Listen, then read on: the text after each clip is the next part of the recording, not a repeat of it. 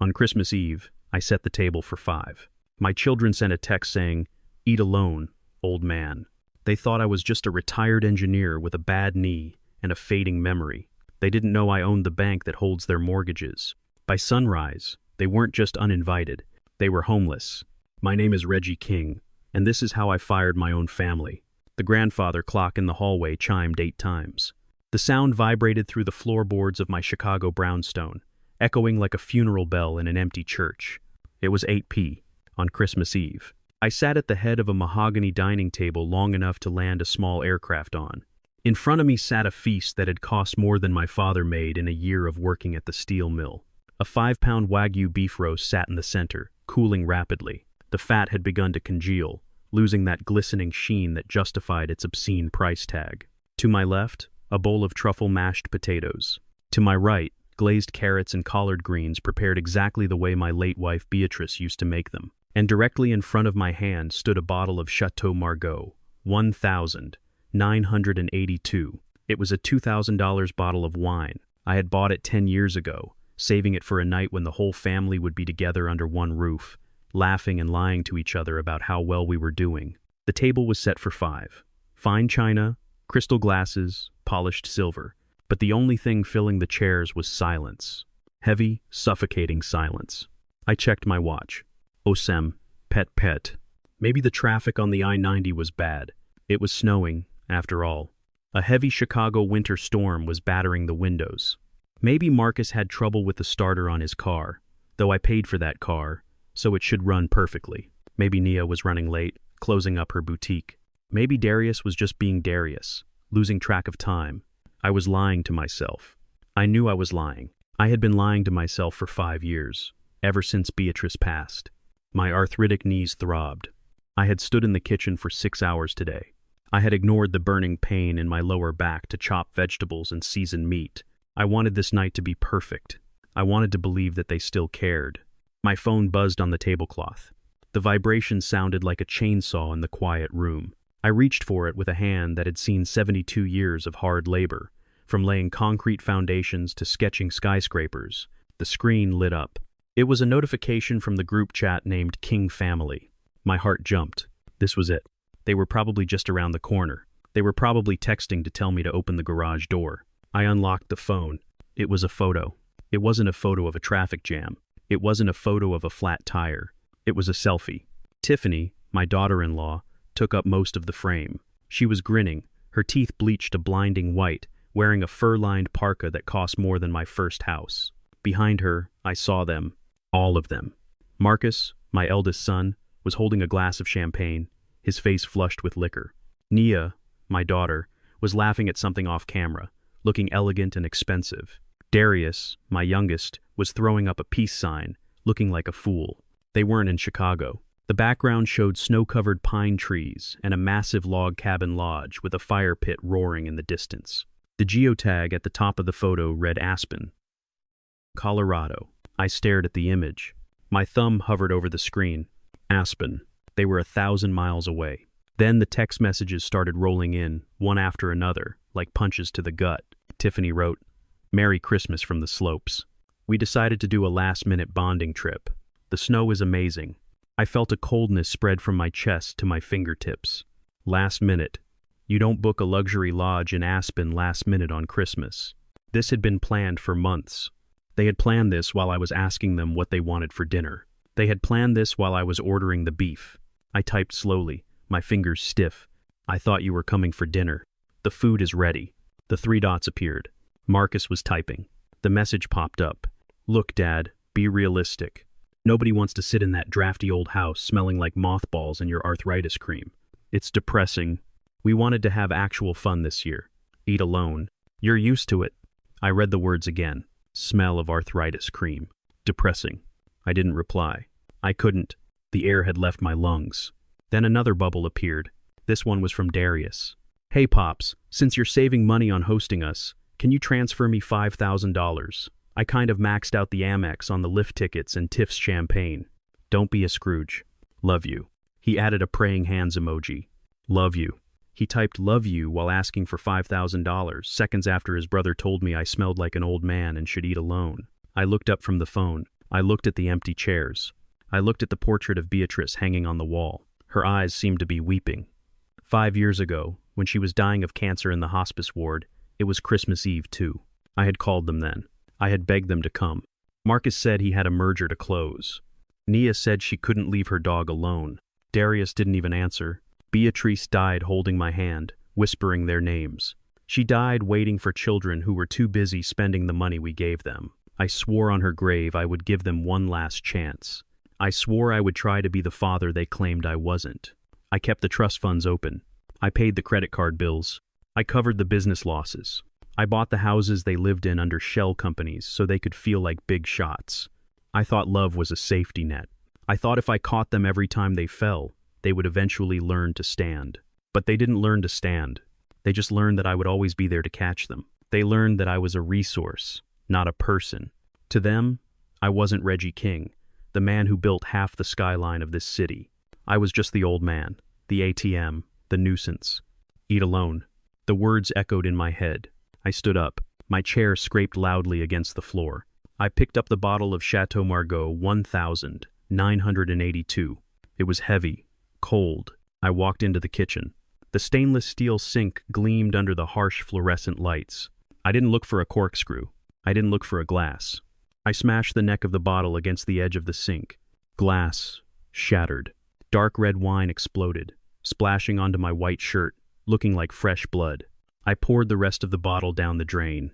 $2,000 of vintage wine gurgled away, mixing with the dishwater. It felt good. I grabbed the platter of Wagyu beef. It was still warm. I walked to the back door, opened it, and whistled. The stray dog that lived in the alley, a scruffy thing with one ear, came trotting up. He looked at me with more gratitude in his eyes than my children had shown me in 40 years. "Merry Christmas, boy," I said, dumping the meat onto a clean patch of snow. I went back inside and locked the door. I didn't clean up the broken glass. I didn't put away the food. I left the dining room exactly as it was a monument to their ingratitude. I walked to the hallway and stood before the heavy oak door that led to the basement. My children hated the basement. They called it my dungeon. They said it was full of junk, old blueprints, drafting tables, dusty file cabinets. They never went down there. They thought it was beneath them. They were right. It was beneath them, literally and figuratively. I walked down the creaking wooden stairs. The air down here was cool and dry. It smelled of paper and ink, the smell of my life's work. In the corner, behind a stack of old Architectural Digest magazines, was a wall panel. I pushed it aside. Behind it sat a safe, not a cheap keypad, safe you buy at a hardware store. This was a titanium-reinforced biometric vault, installed by a specialist from Zurich. I placed my thumb on the scanner.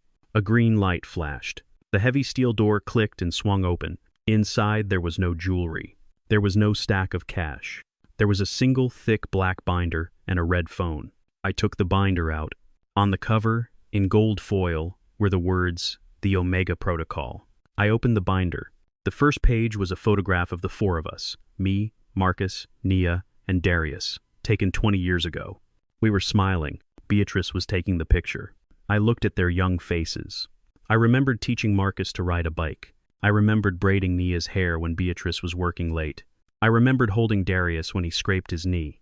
I took the photo out of the plastic sleeve. I looked at it for one long second. Then I ripped it in half, then in quarters. I let the pieces fall to the concrete floor. I picked up the red phone. It was a direct line. I only had one number programmed into it. It rang twice. A voice answered. It was gravelly, tired but sharp. Cohen, my lawyer, my oldest friend, a man who had fought in the trenches of business law with me since we were both hungry and broke in the 72nds. "Reggie," Cohen asked, "it's Christmas Eve. Is everything all right?" "No, Cohen," I said. My voice didn't shake. It was as hard as the steel beams I used to inspect. "Everything is not all right, but it's about to be corrected." There was a pause on the line. Cohen knew me better than anyone.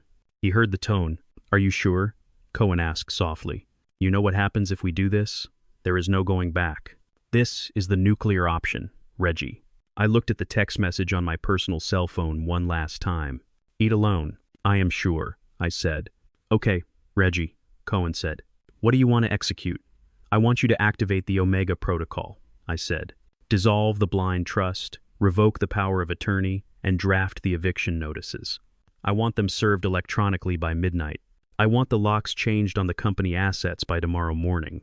Reggie, Cohen warned, his voice serious. We are talking about your children. If I push this button, Marcus loses his job. Nia loses her store. Darius loses everything. They will be on the street. It's winter. I know, I said. I looked at the shattered wine bottle in the sink upstairs in my mind's eye. They wanted me to eat alone, Cohen. So I'm going to let them starve alone. Do it. I hung up the phone. The clock upstairs chimed 9 p. The war had begun, and they were 1,000 miles away, drinking champagne, completely unaware that the ground beneath their feet had just been liquidated. The air was cold, recycled, and smelled of old paper and dust, the scent of secrets kept for too long. My thumb was still resting on the receiver, pressing it down hard as if I were trying to crush the connection between my past and my future. My eyes drifted to the corner of the room where an old dusty cardboard box sat slightly open. A framed photograph stuck out from the top, half covered by a stack of yellowed blueprints. I walked over to it, my footsteps echoing on the cement floor. My knees popped and groaned with every step, a painful reminder of the 72 years I had spent carrying the weight of this family. I pulled the photo out. It was taken 5 years ago. The image was blurry, a candid shot taken by a nurse who had kind eyes and a trembling hand. It was me and Beatrice. We were in a hospice room at St. Juan. Luke's. The walls were that sterile, hopeless beige that hospitals use to mask the color of death. Beatrice was lying in the bed, her skin translucent, her beautiful hair gone, her body so small beneath the white sheets that she looked like a child. I was sitting beside her in a plastic chair, holding her hand. I was wearing the same white shirt, though it fit better then. I remembered that night with a clarity that cut like a razor. It was Christmas Eve, just like tonight. The snow was falling outside the hospital window, thick and silent. The doctors had told me it was a matter of hours. The cancer had consumed everything but her spirit, and even that was flickering like a candle in a gale. "Where are they, Reggie?" she had whispered. Her voice was like dry leaves scraping together. I had lied to her. I told her the flights were grounded. I told her the storm was too bad. I told her they were at the airport, sleeping on benches, desperate to get to her. But I knew the truth. I had called Marcus 3 times. He was in Cabo San Lucas. I could hear the ocean and the thumping bass of house music in the background. "Dad," he had shouted over the noise. "Tell her I love her, but there are no flights. I'm closing a deal here. I'll be there in 2 days. I called Nia. She was in New York for Fashion Week. She didn't answer, just sent a text. "Can't talk. Runway show starting. Send Mom my love." I didn't even know where Darius was. His phone was disconnected. Beatrice squeezed my hand that night. She knew I was lying. She always knew. She looked at me with eyes that were already seeing another world and made me promise. "Give them time, Reggie," she wheezed. "They are lost. Give them one more chance. Promise me you won't cut them off until you are sure there is no hope." I promised her. I kissed her forehead as she took her last breath. I sat alone in that room for 4 hours, until the coroner came, listening to the silence, feeling the hate grow in my stomach like a tumor. That was 5 years ago. I looked at the photo in my hand. 5 years of chances. 5 years of paying their debts. 5 years of bailing them out of jail, out of bad investments, out of their own stupidity. 5 years of hoping that the grief of losing their mother would change them. But tonight they were in Aspen, drinking champagne, laughing, telling me to eat alone. Today was the limit. The statute of limitations on my promise to Beatrice had just expired. I walked back to the desk. The red phone sat there, silent and ominous. I picked it up again. Cohen picked up on the first ring. He hadn't gone to sleep. He was waiting. "I am ready," I said. My voice sounded strange to my own ears, devoid of the warmth that usually defined me. It was the voice of the man who fired incompetent contractors, the man who sued corrupt city officials. It was the voice of the architect. Cohen exhaled a long, shaky breath on the other end of the line. "Reggie," he said, his voice cracking with age and concern. "I have the file open in front of me. The Omega Protocol. Do you remember when we drafted this 10 years ago?" "We drafted it as a failsafe," I replied. "A nuclear option in case you lost your mind or were being extorted. We never meant to use it against them." "They are extorting me, Cohen," I said. "They have been extorting me for love, for money, for patience, for 40 years. And tonight, they declared war." "Reggie, listen to me," Cohen pleaded. "I'm looking at the asset list. If I execute this dissolve order, the blind trust ceases to exist immediately. The ownership of the shell companies reverts to Kingston Holdings, and Kingston Holdings is wholly owned by you. I know how my own company works, Cohen. But do you understand the immediate physical consequences? Cohen asked, his lawyer instincts trying to find a loophole in my anger. Marcus's house in the suburbs. The deed is held by the trust. If the trust dissolves, he is trespassing. The company car he drives, the corporate credit cards, it all shuts down. I stared at the concrete wall. Nia's boutique, Cohen continued, his voice rising. The commercial lease is guaranteed by the trust. The inventory loans are backed by the trust. If I pull the plug, the bank locks the doors tomorrow morning. She will have nothing to sell. She will be bankrupt by noon. Good, I said. And Darius, Cohen whispered. The penthouse, the allowance, the legal retainer that keeps him out of prison for those DUIs, it all goes away. Reggie, if I hit enter, they are not just cut off. By tomorrow morning, they will be homeless. Literally homeless. It is 10 degrees below zero in Chicago. I closed my eyes. I saw the text message again. Eat alone, old man. They are in Aspen, Cohen, I said. They are warm. They have 5-star room service. They have my credit cards. Not for long, Cohen murmured. Execute it, I commanded. Reggie, please sleep on it. It's Christmas. I looked down at the dusty floor. In the corner next to the safe was a small wooden box. It contained the few toys I had saved from their childhood. A wooden train I carved for Marcus. A dollhouse I built for Nia. A baseball glove I bought for Darius. They hadn't touched those things in 30 years. I didn't sleep on it when I worked double shifts to pay for their private schools, I said, my voice rising, echoing off the cold walls. I didn't sleep on it when I invested every penny I had into land while my friends were buying fancy cars. I didn't sleep on it when I built a legacy so heavy it broke my back. There was silence on the line. They didn't come, Cohen, I said, my voice dropping to a whisper. Beatrice is gone. And tonight I realized I have been sitting at a table set for ghosts. I heard the clicking of a keyboard on the other end. It was a slow, deliberate sound. Okay, Reggie, Cohen said softly. I am accessing the mainframe. Authorization code, Kingston 1982. I said the year I bought that bottle of wine. The year I thought we were a family. Access granted, Cohen said. His voice was professional now, detached. Step 1. Dissolution of the blind trust. Executing. I waited. I imagined the digital signals racing through the fiber optic cables buried under the frozen city. I imagined servers in secure rooms blinking, processing the command that would erase my children's entitlement. Done, Cohen said. The assets have reverted. Step 2, I said. Revocation of privileges. Cohen typed, employment contract for Marcus King terminated for cause. Embezzlement of company funds for personal travel, effective immediately. Notification sent to HR and company security. I felt a twinge in my chest, the phantom pain of the father I used to be. But then I remembered Marcus calling me annoying. Continue, I said. Commercial lease guarantee for Nia King revoked, Cohen read. Notice of default sent to the lending bank, triggering immediate foreclosure clause. Locks to be changed by property management within 12 hours. And the boy, I said. Credit facility for Darius King suspended, Cohen said. Vehicle repossession order issued to private security firm.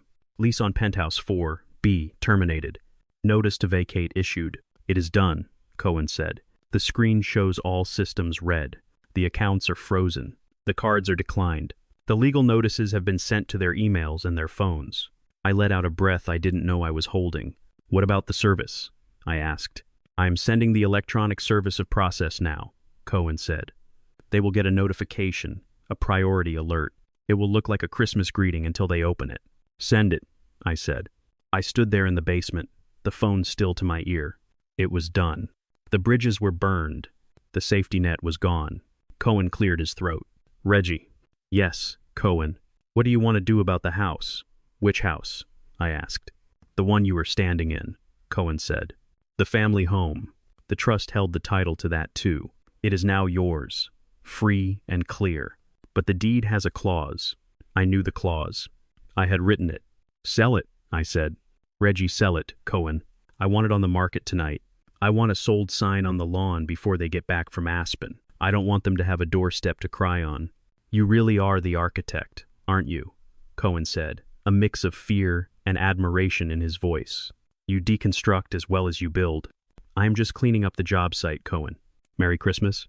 I hung up the phone. I walked over to the corner and picked up the photo of the family I had thrown there earlier. The glass was cracked. The frame was bent. I didn't try to fix it. I didn't try to wipe the dust off. I walked over to the metal trash can I used for shredding documents. I dropped the photo inside. Then I reached into my pocket, pulled out a book of matches, and struck one. The flame flared up, bright and hot, illuminating the dark corners of the basement. I watched it burn down toward my fingertips. For 40 years, I had kept them warm.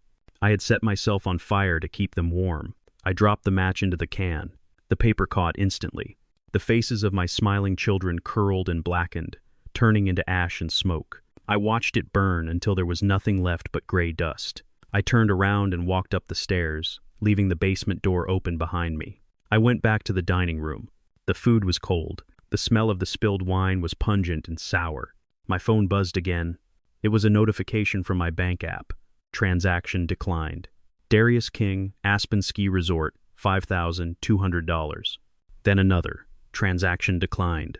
Marcus King, The Alpine Bar, $850. And another. Transaction declined. Nia King, Lux Spa, Aspen, $1,200. I picked up the phone. I didn't unlock it. I just watched the notifications roll in, one after another. A cascade of rejection. They were finding out. The panic was starting. The embarrassment. The realization that the plastic cards in their pockets were just worthless pieces of plastic. I walked to the window and looked out at the snowstorm burying Chicago. The streetlights flickered. Somewhere in Aspen, the music had just stopped. I poured myself a glass of tap water. I raised it to the empty room. To family, I whispered. And then I took a sip. And for the first time in 5 years, the water didn't taste like bitterness. It tasted like freedom. I walked up the stairs from the basement, leaving the smell of smoke and burnt memories behind me. My knees cracked with every step, a rhythm of old bones that my son Marcus always mocked. He liked to say that I moved like a tortoise. He liked to say that the world belonged to the fast, to the hungry, to the young. I entered my study on the second floor. It was the only room in the house that had been renovated in the last 20 years. To my children, it was just a dusty library where the old man read his newspapers and fell asleep in his leather chair. They never looked closely at the computer setup on the desk. They never noticed the dedicated fiber optic line hardwired into the wall. They saw what they wanted to see, a relic. I sat down in the chair. It groaned under my weight. I woke up the computer. The screens hummed to life, casting a cold blue light over my face. Marcus, my firstborn, the boy who used to sit on my lap and watch me draw blueprints for hours. Now he was Marcus King, the CEO of MK Capital. He walked around Chicago in $3,000 custom suits, giving interviews to business magazines about being a self-made man. He told everyone he built his investment firm from the ground up with nothing but grit and genius. He believed his own lie. That was the tragedy of it. He actually believed he was a genius. He didn't know the truth. He didn't know that MK Capital was a subsidiary. He didn't know that 80% of the assets under his management came from one silent investor. He didn't know that the board of directors answered to a single holding company, Kingston Holdings. And he certainly didn't know that the chairman of the board of Kingston Holdings was the old man he had just left to eat alone on Christmas Eve. I typed in my secure credentials. The screen shifted. The interface changed from a standard desktop to the administrative command center of the holding company. Welcome, Mr. Chairman. I navigated to the personnel files. I pulled up the file for Marcus King, CEO. I looked at his corporate credit card statement. It updated in real time. There it was, the evidence of his genius. The Aspen trip wasn't just a family betrayal. It was corporate theft.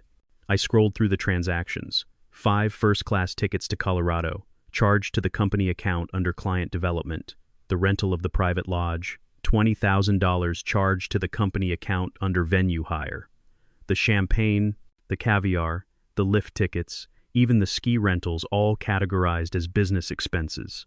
He was stealing from me to spit in my face. I sat back, staring at the numbers. I remembered when Marcus was 10 years old. He had stolen a candy bar from the corner store. I marched him back, made him apologize to the owner, and pay for it with his allowance. He had cried then. He had learned shame. Somewhere along the way, Between the private schools I paid for and the Ivy League degree I bought, he had lost that shame. He had decided that the rules were for other people. He had decided that because he was a king, he was entitled to the kingdom. But he forgot that the king is the one who wears the crown. And tonight, the king was in a bad mood. I opened the executive action menu. My finger hovered over the mouse. This was my son. This was the boy I named after my own father. If I did this, I wasn't just firing him. I was destroying his career. Embezzlement is a permanent stain. He would never work in finance again. He would be toxic. Then I looked at the phone on my desk. The notification from the group chat was still there. Eat alone. I clicked. Terminate employment. Cause. Gross misconduct and embezzlement. A dialog box popped up. Are you sure? I clicked yes. Another box. Execute immediate lockout. I clicked yes. The system began to process. It was swift and silent. At this very moment, 4 states away, in a server farm in Virginia, the digital identity of Marcus King was being erased. His company email was being deactivated. His access to the company's servers was being revoked. His key card for the office building in downtown Chicago was being deauthorized. And the corporate credit card in his wallet, the black card he loved to flash at bartenders to impress his wife, was being turned into a useless piece of plastic. I watched the status bar load. 100%. Status. Terminated. It was done. My son was unemployed. He just didn't know it yet. I closed the file. I leaned back and closed my eyes, listening to the wind howl outside. The snow was piling up against the window pane. Suddenly, my personal cell phone rang. The ringtone was shrill and demanding. I looked at the screen. Tiffany. The woman who had convinced Marcus that his family wasn't good enough. The woman who refused to let my grandchildren call me grandpa because she said it sounded too lower class. She preferred Reginald, said with a sneer. I swiped to answer. Reggie, she screamed. Her voice was slurred, thick with expensive vodka and unearned arrogance. The background noise was deafening. House music, laughter, the sound of people having the time of their lives on my dime. Hello, Tiffany, I said calmly. Don't you, hello, Tiffany me, you miserable old man, she yelled. I just saw the notification. Did you cancel the cards? Marcus is trying to pay for bottle service, and the card is declining. You better fix this right now. She didn't know. She thought it was just a glitch. She thought I had forgotten to pay a bill. She had no idea the earth had already opened up beneath her feet. I didn't cancel anything, Tiffany, I said. I am just sitting here eating my dinner. Don't lie to me, she screeched. God, you are so useless. We try to have one nice holiday, one break from your depressing energy, and you have to ruin it with your incompetence. She took a breath or maybe a drink. I could hear Marcus in the background yelling at a waiter, demanding to speak to a manager. Listen to me closely, Reggie, Tiffany hissed. The venom in her voice was palpable. We are done with this. We are done with you.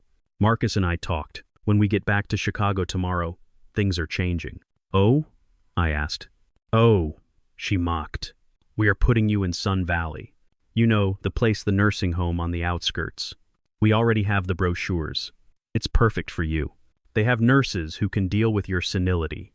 I am not senile, Tiffany. You are whatever we say you are. She laughed, a cruel, sharp sound. And that house, that drafty, ugly piece of junk you live in, we are selling it. We are selling it for the land value. Marcus says the market is hot. We are going to cash out, put you in a home, and finally get the inheritance we deserve while we are still young enough to enjoy it. I gripped the phone. My knuckles turned white. They had been planning this while I was buying the beef, while I was polishing the silver. They were planning to lock me away and sell the roof over my head. So fix the damn credit card, Reggie, Tiffany shouted, or I swear to God I will have the orderlies come pick you up in a van before New Year's Eve. Do you hear me?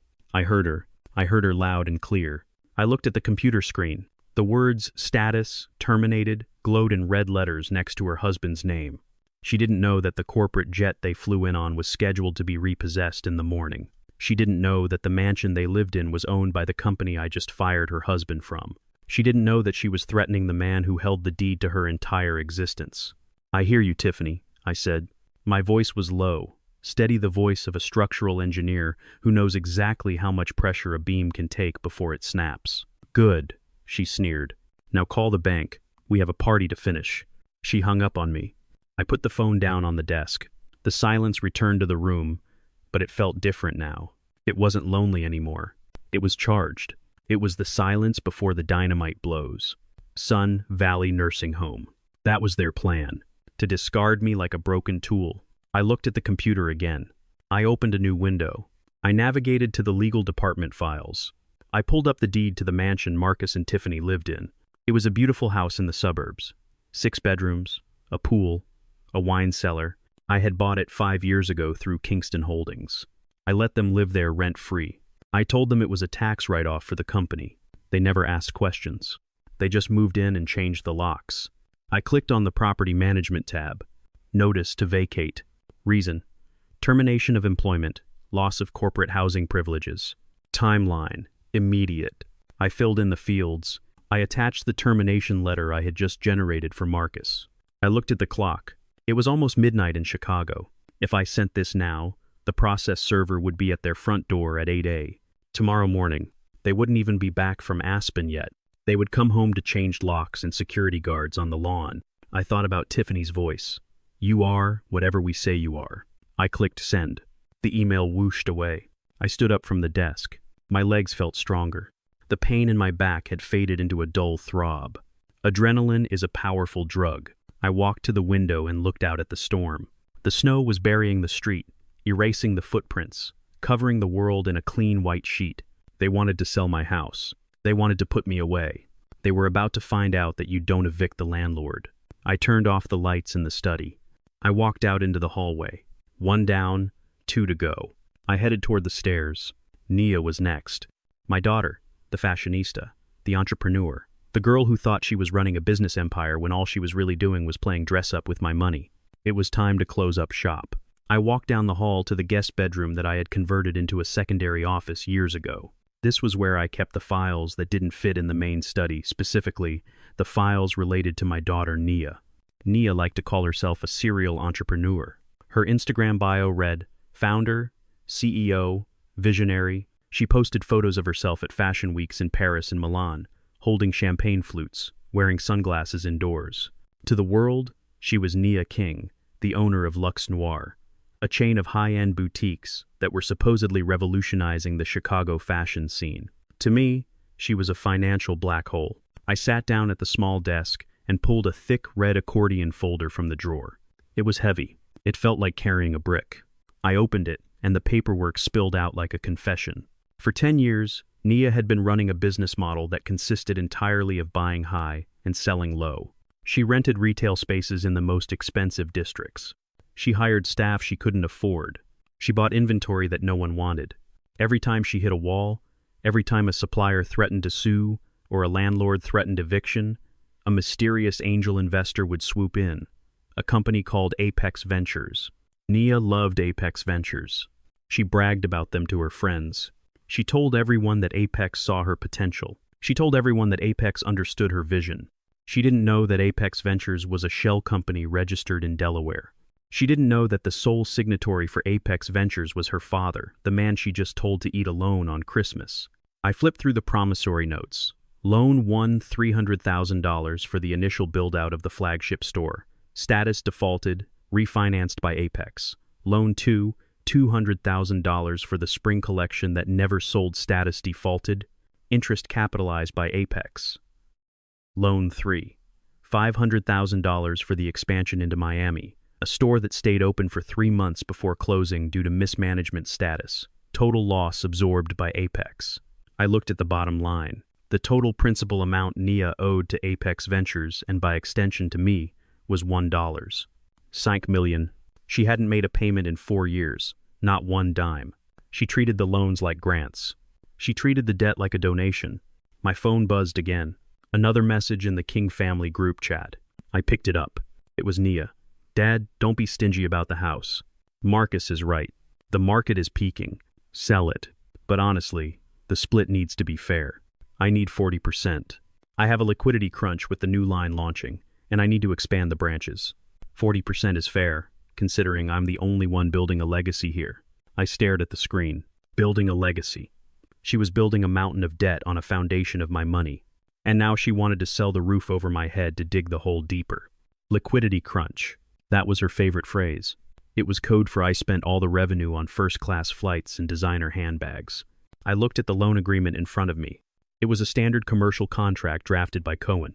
But Cohen, being the paranoid genius that he was, had inserted a special clause in the addendum, Clause 14B, the character and conduct clause. It stated that the lender, Apex Ventures, reserved the right to call the loan in full immediately and without grace period if the borrower engaged in conduct that was deemed disrespectful, disparaging, or harmful to the personal or professional reputation of the lender or the lender's agents. Since I was the lender, and she had just disparaged me in writing to the entire family, the clause was active. And there was another document, the collateral agreement. Nia didn't own her stores.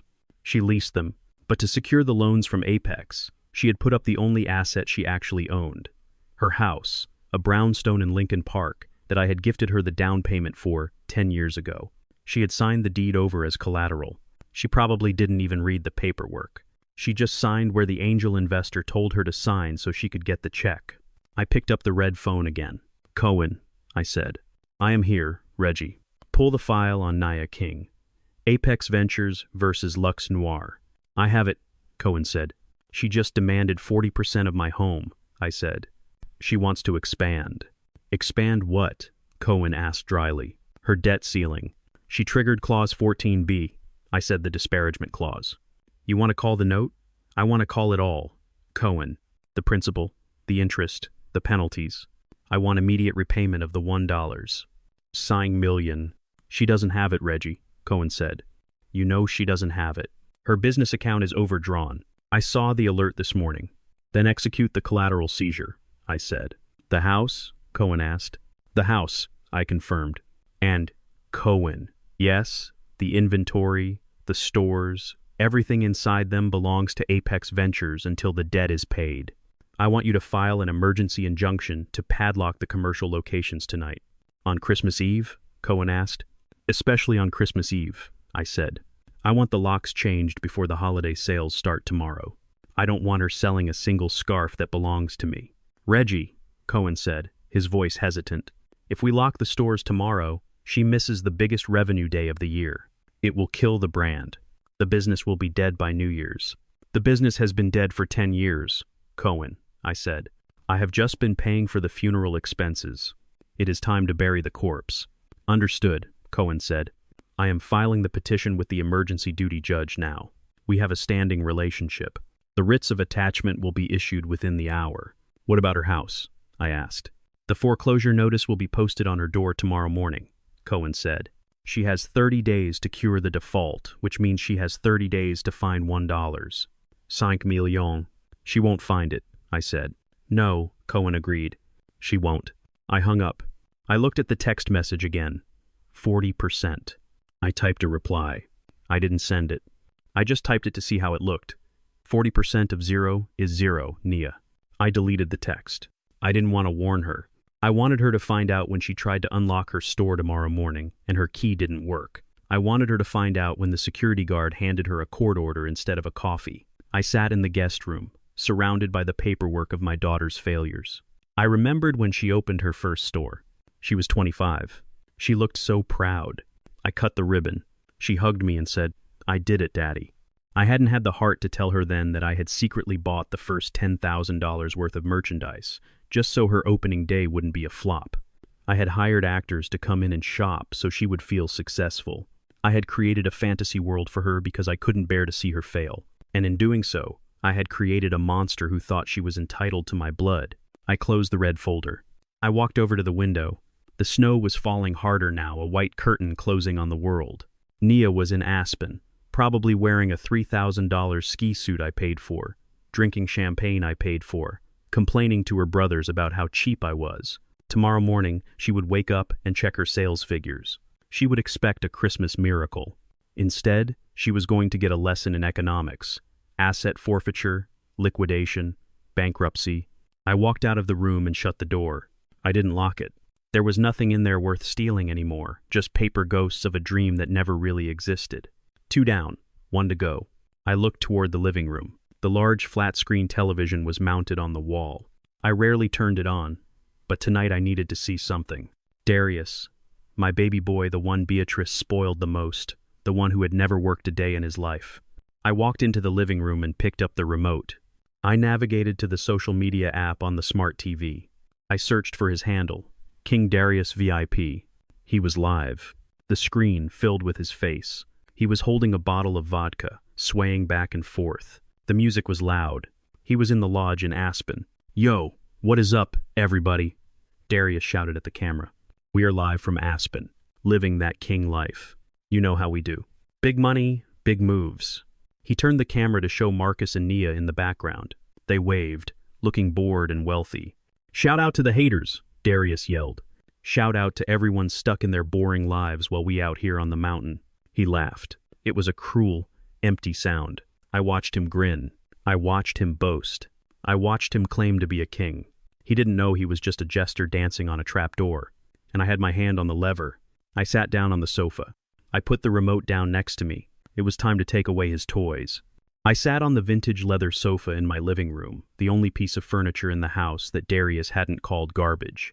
The large television screen mounted above the fireplace flickered with the manic energy of a live broadcast.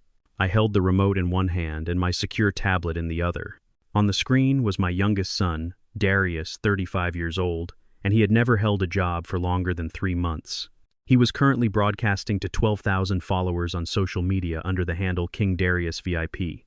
The video feed was shaky and loud.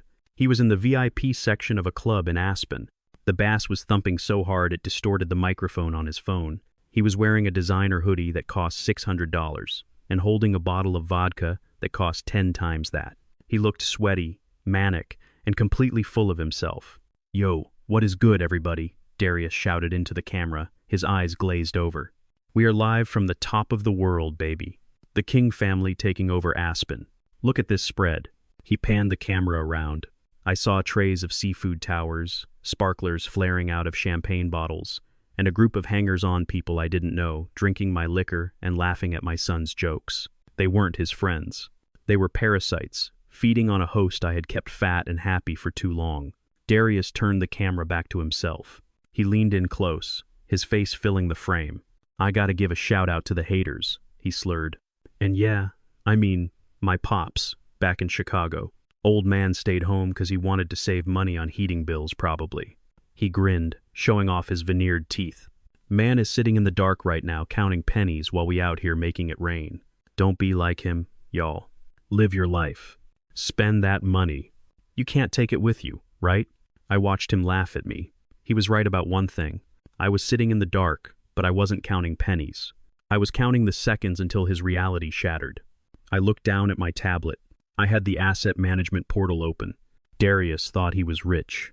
He thought he was independent. He drove a Porsche 911 GT3 that he affectionately called the Beast. He lived in a penthouse apartment on the 42nd floor of the Spire overlooking the lake. He bragged about his investments and his crypto portfolio. It was all smoke and mirrors. I had set up the King Family Trust 10 years ago. Every asset Darius used was titled to that trust. The Porsche wasn't his, it belonged to the trust. The penthouse wasn't his, the lease was held by the trust. The black Amex Platinum card he was currently waving around like a magic wand was issued to the trust with me as the guarantor. I was the trust, and the trust had just decided to liquidate. I picked up my phone and dialed a number I had saved for emergencies.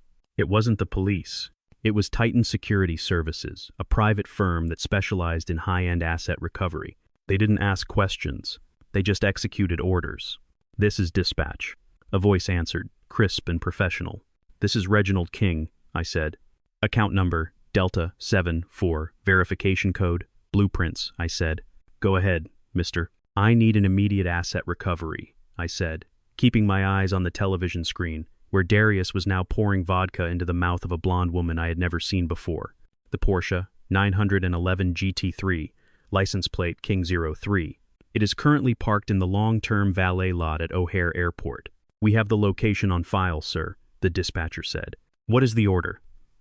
"Repossess it," I said. "I want it on a flatbed within the hour. Take it to the impound lot at the dealership, and send a team to the Spire, Unit 4B, the penthouse." "Yes, sir." "Trigger the electronic locks. Seal the unit. No one enters. If anyone is inside, escort them out. If no one is inside, change the codes." "Understood, mister." King, the dispatcher said. Reason for the order? Termination of usage rights, I said. The owner is reclaiming the property. Consider it done. I hung up. On the screen, Darius was now climbing onto a table. He was holding the black credit card up to the camera lens. See this? He shouted. This is the key to the city. Unlimited access, baby. The waiter is bringing the bill, and we are about to show them how the kings do it. He waved at a waiter who was approaching with a leather folder. Check this out, Darius yelled to his followers. Watch the magic happen. He slapped the black card onto the tray. The waiter bowed slightly and took it, walking away toward the point-of-sale terminal. I looked down at my tablet. I pulled up the credit card management screen for the trust. I found the card ending in 4098, the one assigned to Darius. The limit was technically unlimited, because I always paid the balance in full every month. Not tonight. I clicked on the card details. Status: active. I moved my finger over the toggle switch, labeled Suspend Account. On the TV screen, Darius was doing a little dance, waiting for his receipt. He was high-fiving his friends. He was the man of the hour. I tapped the screen. A small spinning wheel appeared. Then a green check mark. Status: suspended. Reason: reported stolen. I sat back and waited. The delay on the live stream was about 10 seconds. I watched Darius laugh. I watched him take a swig of champagne. Then I saw the waiter coming back. He wasn't smiling anymore. He wasn't bowing. He was walking fast, and he had a large man in a suit with an earpiece walking behind him, the manager. They approached the table. The music was loud, but the microphone picked up the change in atmosphere. Sir, the waiter said, leaning in close to Darius. What's good, my man? Darius said, reaching for the folder. We good, sir. The card was declined. The waiter said loudly enough to be heard over the bass. Darius laughed a nervous, incredulous laugh. Impossible, bro. Run it again. That's a platinum. There is no limit. We ran it 3 times, sir. The manager stepped in, his voice cutting through the noise. The bank says the card has been reported stolen. Stolen? Darius shouted. His face went from flush to pale in a second. That is my card. My name is on it. Look at it. Sir, we need another form of payment, the manager said, crossing his arms. The bill is $5,200. Darius patted his pockets. He pulled out another card, a gold one, also issued by the trust, also suspended by me 30 seconds ago. Try this one, he said, his voice cracking. The machine is probably just broken. The manager took it. He pulled out a handheld terminal from his pocket and swiped it right there in front of the camera. A loud beep echoed. A red light flashed. Declined. The chat on the live stream was going crazy. The hearts and fire emojis had stopped. Now the comments were scrolling fast. Lol declined. Bro is broke. Awkward. Daddy cut him off. I watched Darius look around the room. The hangers-on, the people drinking his liquor, were starting to back away. The blonde woman had already disappeared. Yo, guys, Darius said, turning to his friends. My bank is tripping. Someone cover this, and I will Venmo you cash in the morning. I swear, nobody moved. Nobody reached for their wallet. They were looking at their phones, avoiding eye contact. They smelled the weakness. They smelled the poverty. Sir, the manager said, stepping closer. If you cannot pay, we will have to call the police. This is theft of services. Darius looked at the camera, his eyes wide with panic. He suddenly remembered he was live. He scrambled to grab the phone. Yo, technical difficulties, guys. We gonna be right back, he stammered. The feed cut to black. I put the remote down. He was $5,000 in debt in a city where he knew no one, without a car, without a home to go back to, and without a father to bail him out. I looked at the notifications on my tablet. Porsche 911 GT, 3 status recovered in transit, Unit 4B status sealed, security detail posted. I thought about the times I had bailed him out before.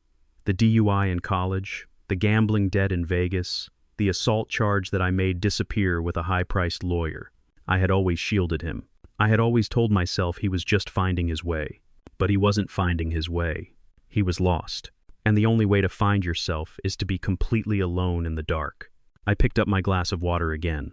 My hand was steady. My phone buzzed. It was a text from Darius. Dad, pick up. Emergency. Bank made a mistake. Need transfer as soon as possible. Cops involved. I looked at the message. I typed a reply. The bank didn't make a mistake. The account is closed. The car is gone. The apartment is locked. You called me stingy. You were right. Merry Christmas. I sent it. Then I blocked his number. I stood up and walked to the window. The snow was relentless. It covered the driveway where my children used to play. It covered the flower beds Beatrice used to tend. 3 strikes. They were all out. But I wasn't done. The night was still young, and I had one more stop to make, not a physical stop, but a spiritual one. I needed to say goodbye to the ghost that had been haunting this house for 5 years. I turned away from the window and looked at the hallway. The house was empty now, truly empty. No more expectations. No more waiting for cars that would never pull into the driveway. I was the architect, and I had just demolished the building to save the foundation. Now I just had to survive the night. I walked through the hallways of my own home like a ghost haunting a museum. The silence was absolute heavy enough to crush a man. But tonight it felt like clarity. The digital slaughter was over. The accounts were frozen. The cars were flagged. The locks were changing. But the hardest part wasn't clicking a mouse. It was walking past the open doors of the bedrooms where my children used to sleep. I stopped in front of Marcus's old room. It was still painted that serious navy blue he had insisted on when he was 16. There was a framed diploma on the wall, the one from the prep school in the suburbs. I reached out and touched the glass. It was cold. I remembered the day he got into that school. I was working as a foreman on the foundation of the Weston Tower. We were pouring concrete in 90-degree heat. The dust was so thick you could chew it. I coughed up gray phlegm for 3 hours that night. I had worked 16 hours that day and the day before and the day before that. I did it because the tuition for 1 semester cost more than my first car. I wanted him to walk into rooms I was only allowed to clean. I wanted him to have a seat at the table. And what did he do with that seat? He used it to look down on me. I remembered a voicemail from 2 years ago. It was Thanksgiving. I had cooked a turkey. I was sitting in the kitchen watching the parade alone. I called him. He didn't answer. He sent a text. Dad, can't make it. Crisis merger meeting. Working all night. Sorry. I believed him. I was proud of him, my hard-working son. 3 days later, I saw the photos on social media. He wasn't in a meeting. He was at a yacht party in Miami with Tiffany's family. He was holding a cigar, laughing, wearing a linen suit I paid for. He wasn't working. He just didn't want to be seen with the old engineer who smelled like drywall in Bengay. He was ashamed of the sweat that paid for his champagne. I took the diploma off the wall. I didn't smash it. I just held it under my arm. I moved down the hall to Naya's room. It still smelled faintly of lavender and old perfume. On the dresser sat a small porcelain ballerina. I bought that for her when she was 10. She had wanted to be a dancer before she wanted to be a fashion mogul. I picked up the figurine. I remembered the winter of '98. The heating system in this house had died. It was going to cost $4,000 to replace the furnace. Nia had a school trip to Paris for her art class. It cost $3. I didn't fix the furnace. I slept in my coat for 2 months. I used space heaters in their rooms and froze in mine. I ate instant noodles so she could eat croissants on the Seine. I wanted her to see beauty. I wanted her to know the world was bigger than the south side of Chicago. And how did she repay me last Mother's Day, the first one after Beatrice died? I asked her to come visit the grave with me. Just an hour.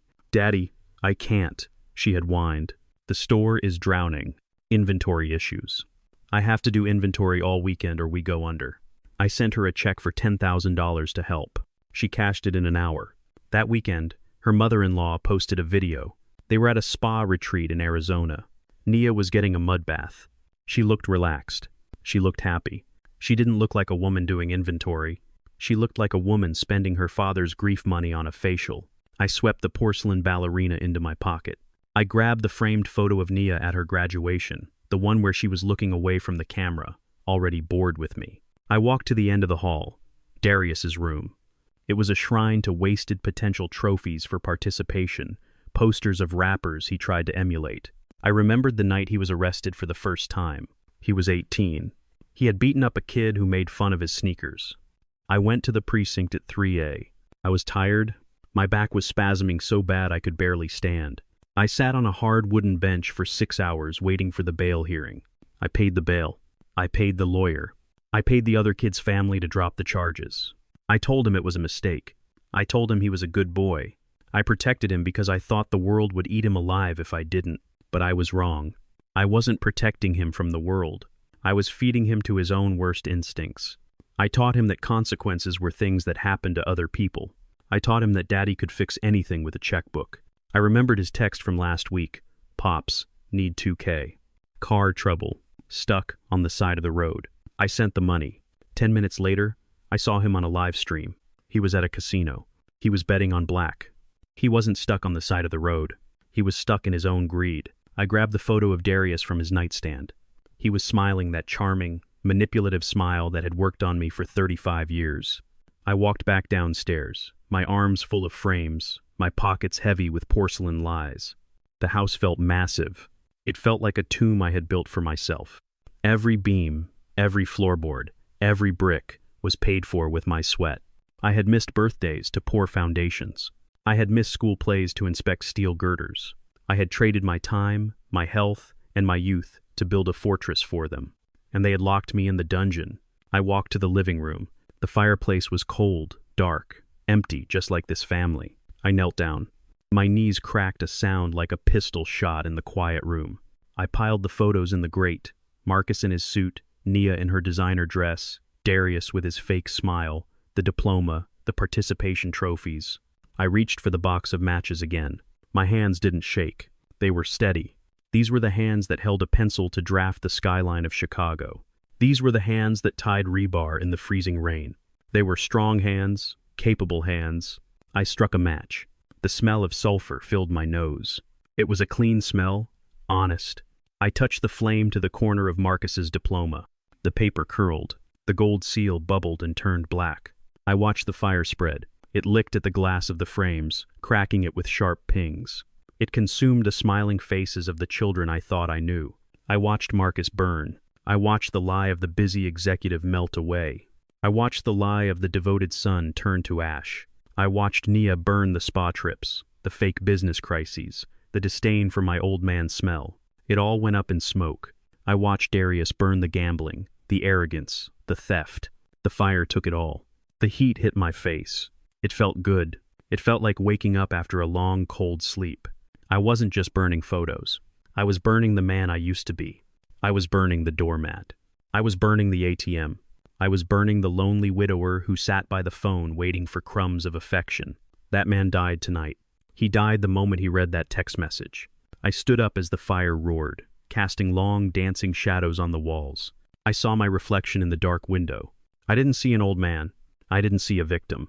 I saw the architect.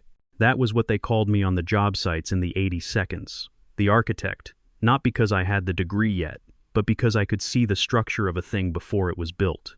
I knew where the load-bearing walls were. I knew where the weak points were. I knew exactly where to place the dynamite to bring the whole thing down in a controlled demolition. I had built this family on a foundation of indulgence. That was a structural error, my error, and now I was correcting it. The fire popped and hissed. The faces were gone now, just black flakes floating up the chimney into the winter night. I turned my back on the fireplace. I didn't need to watch it burn out. I knew it would leave nothing behind but dust. I walked to the closet by the front door. I pulled out my coat, not the old moth-eaten wool coat I wore when they came over, so I wouldn't look intimidating. I pulled out my cashmere trench coat, the one I bought in Milan 10 years ago when I closed the deal on the waterfront project. I put it on. It fit perfectly. I buttoned it up. I put on my leather gloves. I put on my fedora. I looked like a man who owned the block, because I did. I wasn't going to wait for them to come back and find me sitting in my pajamas crying over a turkey. I was going to be ready. I checked my watch. It was 3 They would be landing in 6 hours. They would come here first. They always came here first when they needed something, or when they wanted to twist the knife. They would come to gloat. They would come to bully me into selling the house. Let them come. I walked to the kitchen and made a pot of coffee, strong, black, the kind that keeps you alert on a night shift. I sat in the chair facing the front door. I crossed my legs. I folded my hands over my chest. I closed my eyes, but I didn't sleep. I visualized the plan. I visualized the look on Tiffany's face when the key didn't turn. I visualized Marcus's confusion when the security details stopped him. I was the architect, and the blueprints for their destruction were flawless. Come home, children. Daddy is waiting. The grandfather clock in the hallway struck 9 times. The deep, resonant chimes vibrated through the soles of my Italian leather shoes. I stood in the foyer of my own home, a space I had designed, framed, and paid for with blood and sweat. But this morning, it didn't feel like a home. It felt like a stage, and the curtains were about to go up on the final act. I adjusted my gold cufflinks. They were heavy, solid 24-karat gold engraved with the Kingston family crest, a lion holding a compass. I hadn't worn them in 15 years. I hadn't worn this suit in 10. It was a charcoal gray 3-piece bespoke masterpiece cut by a tailor in Milan who used to make suits for kings. It fit a little looser now than it did then, but it still commanded respect. It was armor. Next to me stood Cohen. He looked tired but sharp, his eyes scanning a sheath of legal documents like a general reviewing a battle plan. Behind us stood 4 men. They were not family. They were not friends. They were private security contractors from Titan Services 6'4", built like retaining walls, wearing black suits that strained against their shoulders. They stood with their hands clasped in front of them, silent and immovable. We waited. Outside, the winter storm had cleared, leaving a blindingly white morning. The silence of the snow-covered street was shattered by the screech of tires. I looked through the side window. A convoy of 3 taxis pulled up to the curb. They hadn't arrived in the company SUVs or the luxury sedans I paid for. Those had likely already been flagged or towed. No, they arrived in yellow cabs, looking disheveled and furious. Tiffany was the first out. She slammed the cab door so hard I saw the driver flinch. She was wearing a floor-length white fur coat that probably cost more than the taxi driver made in a year. But she didn't look glamorous. Her makeup was smeared from the night before. Her hair was a tangled mess of blonde extensions. She marched up the walkway, her boots crunching violently in the snow, her face twisted into a mask of pure, unadulterated entitlement.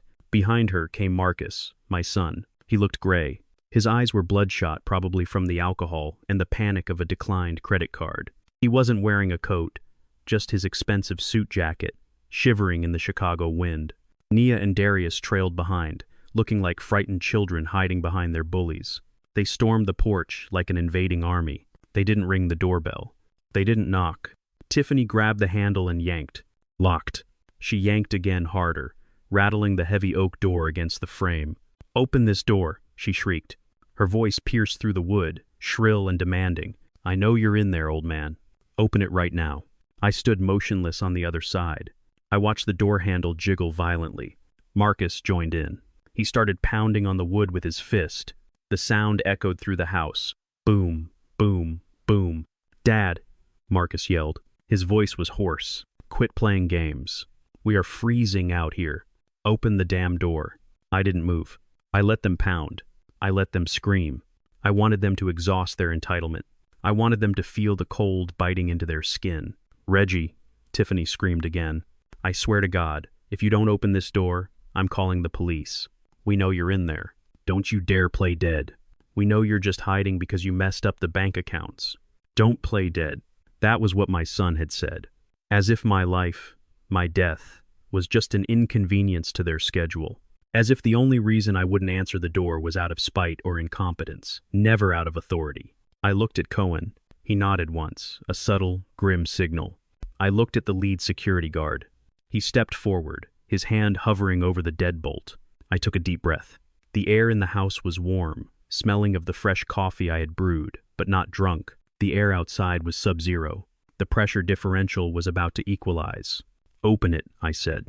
The guard turned the lock. The click was loud, a mechanical snap that sounded like a bone breaking. He pulled the door open. The sudden rush of freezing air swirled into the foyer, carrying snowflakes and the smell of exhaust fumes. Marcus stumbled forward, his fist raised to hammer on the door again, hitting nothing but air. He caught himself, stumbling onto the entryway rug. Tiffany pushed past him, her fur coat bristling with static electricity. Finally, she spat, not even looking up at first. "Do you have any idea how embarrassing it is to have your card declined in front of her?" Voice died in her throat. She looked up. She didn't see an old man in a bathrobe holding a cup of tea. She didn't see a confused pensioner apologizing for a banking error. She saw me. She saw the charcoal gray suit. She saw the silk tie knotted with a perfect Windsor. She saw the gold cufflinks catching the morning light. She saw the posture of a man who had built skyscrapers from mud, and then she saw the wall of muscle behind me, 4 guards, stone-faced, arms crossed, and Cohen holding a stack of papers that looked like a death sentence. Tiffany froze. Her mouth hung open, her lipstick smeared at the corners.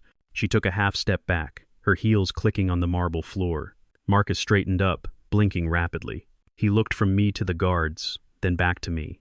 His brain was trying to process the data, but the file was corrupted. This wasn't his father. This was a stranger wearing his father's face. "Dad," Marcus whispered. What is this? Who are these people?" Nia and Darius huddled in the doorway, shivering, their eyes wide. They looked like deer caught in the headlights of a semi-truck. I didn't smile.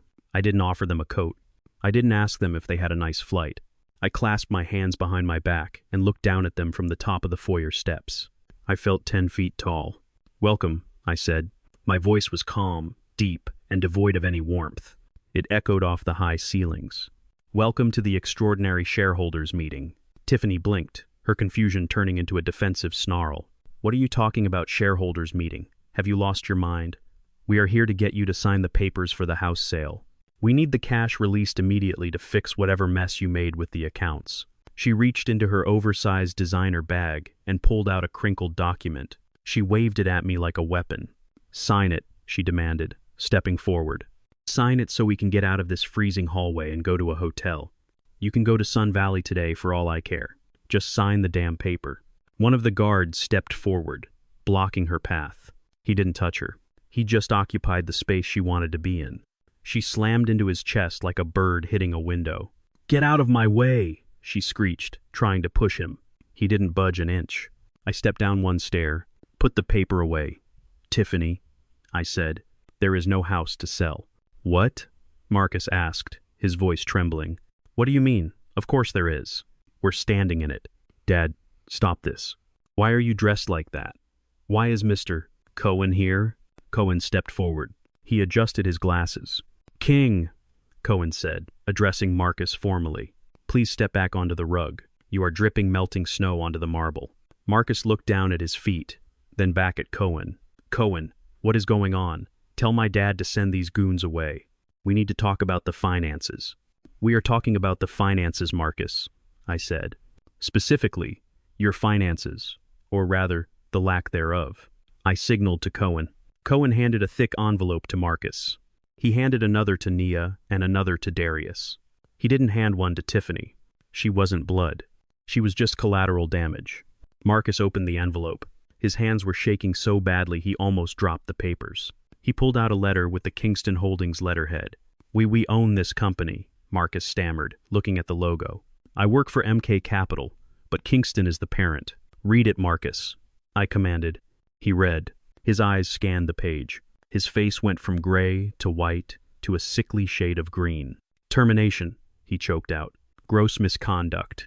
Embezzlement. Dad, what is this? I'm the CEO. You can't. Who signed this?" He looked at the bottom of the page. He saw the signature. It was a signature he had seen on birthday cards and tuition checks his entire life. But this time, it didn't say, "Love, Dad." It said Reginald King, chairman of the board. "You," Marcus whispered. "You own Kingston." "I founded Kingston Holdings in 1978, I said. "Before you were born, I built it with a slide rule and a shovel. MK Capital is a wholly owned subsidiary, and as of midnight last night, you are fired." "Fired?" Tiffany screamed. She grabbed Marcus's arm. "He can't fire you. He's just a senile old man, Marcus. Do something." "He can't do anything, Tiffany," I said, turning my gaze to her. "Because he is currently under investigation for stealing $200,000 of company funds to pay for your ski trip." "That's a lie," Tiffany yelled. "That was a business expense. Client development. Ski rentals for your sister are not client development," I said. Marcus looked up at me. His eyes were wet. "Dad, please. The house, the mortgage. Read the next page," I said. He flipped the page. "Eviction notice immediate." "Dad, no," Marcus pleaded. We have nowhere to go. The locks were changed at 8 a. I said, "Your key cards don't work. Your car has been repossessed. You are standing in the only warm place you have access to, and you are currently trespassing." Nia dropped her envelope. She fell to her knees on the rug, sobbing. "My store?" she wailed. "My store is locked. There's a padlock on the door. I got a text from the manager. Dad, why are you doing this?" "Because you violated the contract, Nia," I said. "Clause 14B. You disparaged the lender. You called me stingy. You wanted 40% of my home. Now you have 100% of your debt. Immediate repayment, $1. 5 million due today. I don't have it, she screamed. Then you are bankrupt, I said. Darius didn't even open his envelope. He just stared at me. He looked smaller than I had ever seen him. The bravado from the live stream was gone. The Porsche, he whispered. Gone, I said. The penthouse sealed. The credit cards cut. But why? Darius asked, his voice cracking like a teenager's. It was just a joke, Pops. The text. It was just a joke. We didn't mean it. I looked at the three of them, my children, broken, crying, begging. For a second, the old Reggie wanted to step forward. The father wanted to hug them, to tell them it was just a lesson, to fix it all. Then I looked at Tiffany. She wasn't crying. She was glaring at me with pure hate. This is illegal, she shouted. You can't just throw us out on the street. We have rights. Squatters' rights, tenants' rights. I will sue you for every penny you have. Cohen stepped forward again. Actually, Mrs. King, Cohen said smoothly. The housing agreement Marcus signed clearly states that residency is contingent upon employment with the company. Termination of employment results in immediate termination of the housing benefit. It's standard corporate policy. And as for the lawsuit, Cohen smiled, a shark smile. I would advise you to save your legal fees for the embezzlement defense. You are listed as a co-conspirator on the spending. Tiffany lunged. She didn't think. She just reacted. She launched herself at me, her fingernails aiming for my face, a primal scream tearing from her throat. You ruined my life. She didn't make it 2 steps. The lead guard intercepted her. He caught her by the arms and spun her around, pinning her arms behind her back with professional ease. Let me go, she screamed, kicking and thrashing. Remove her, I said. Marcus, help me, Tiffany shrieked. Your father is assaulting me. Marcus didn't move. He was staring at the floor, holding his termination letter, paralyzed by the sudden realization that he was not the main character in this story. He was just an employee, and he had just been let go. The guard dragged Tiffany toward the door. She dug her heels into the rug, leaving streaks in the fabric. Her fur coat slipped off one shoulder, revealing the cheap lining underneath. You're a monster, she screamed as she was hauled out into the snow. You're going to die alone. I watched the door slam shut behind her. The silence rushed back into the room, but it was different now. It was the silence of a judge's gavel hitting the wood. I looked at my 3 children. They were shivering not from the cold outside, but from the cold reality inside. The meeting is adjourned, I said. Get out. Tiffany's laughter cut through the tension in the room like a serrated knife, sharp, jagged, and completely devoid of humor. It was the sound of a woman whose brain simply refused to accept the reality standing in front of her. She looked at my Italian suit. She looked at the wall of security guards, and she looked at the stack of legal documents in Cohen's hands, and she decided to reject it all. To her, I was still just the old man who paid the bills, the senile grandfather who needed to be managed, the obstacle between her and a 7-figure payout. She tossed her head back, her tangled blonde extensions whipping around, and let out a cackle that bounced off the high ceilings of the foyer. Shareholders' meeting, she mocked, her voice dripping with condescension and venom. Did you hear that, Marcus? Your father has finally lost it completely. He thinks he's running a board meeting in his pajamas. She took a step toward me, brandishing the real estate contract like a weapon, ignoring the security guard who tensed up but held his ground. Listen to me, Reggie. We are not playing pretend today. We are freezing, we are tired, and we have a very expensive mess to clean up because of your banking errors. So drop the act, sign the damn paper, and let us get on with our lives. She thrust a pen toward me. It was a cheap plastic ballpoint she had probably dug out of her purse. Sign it, she hissed. I didn't reach for the pen. I didn't even look at it. I kept my eyes locked on Marcus. My son was standing a few feet behind his wife, shivering in his suit jacket, his face pale and drawn. He wasn't laughing. He was looking at me with a mixture of confusion and dawning horror.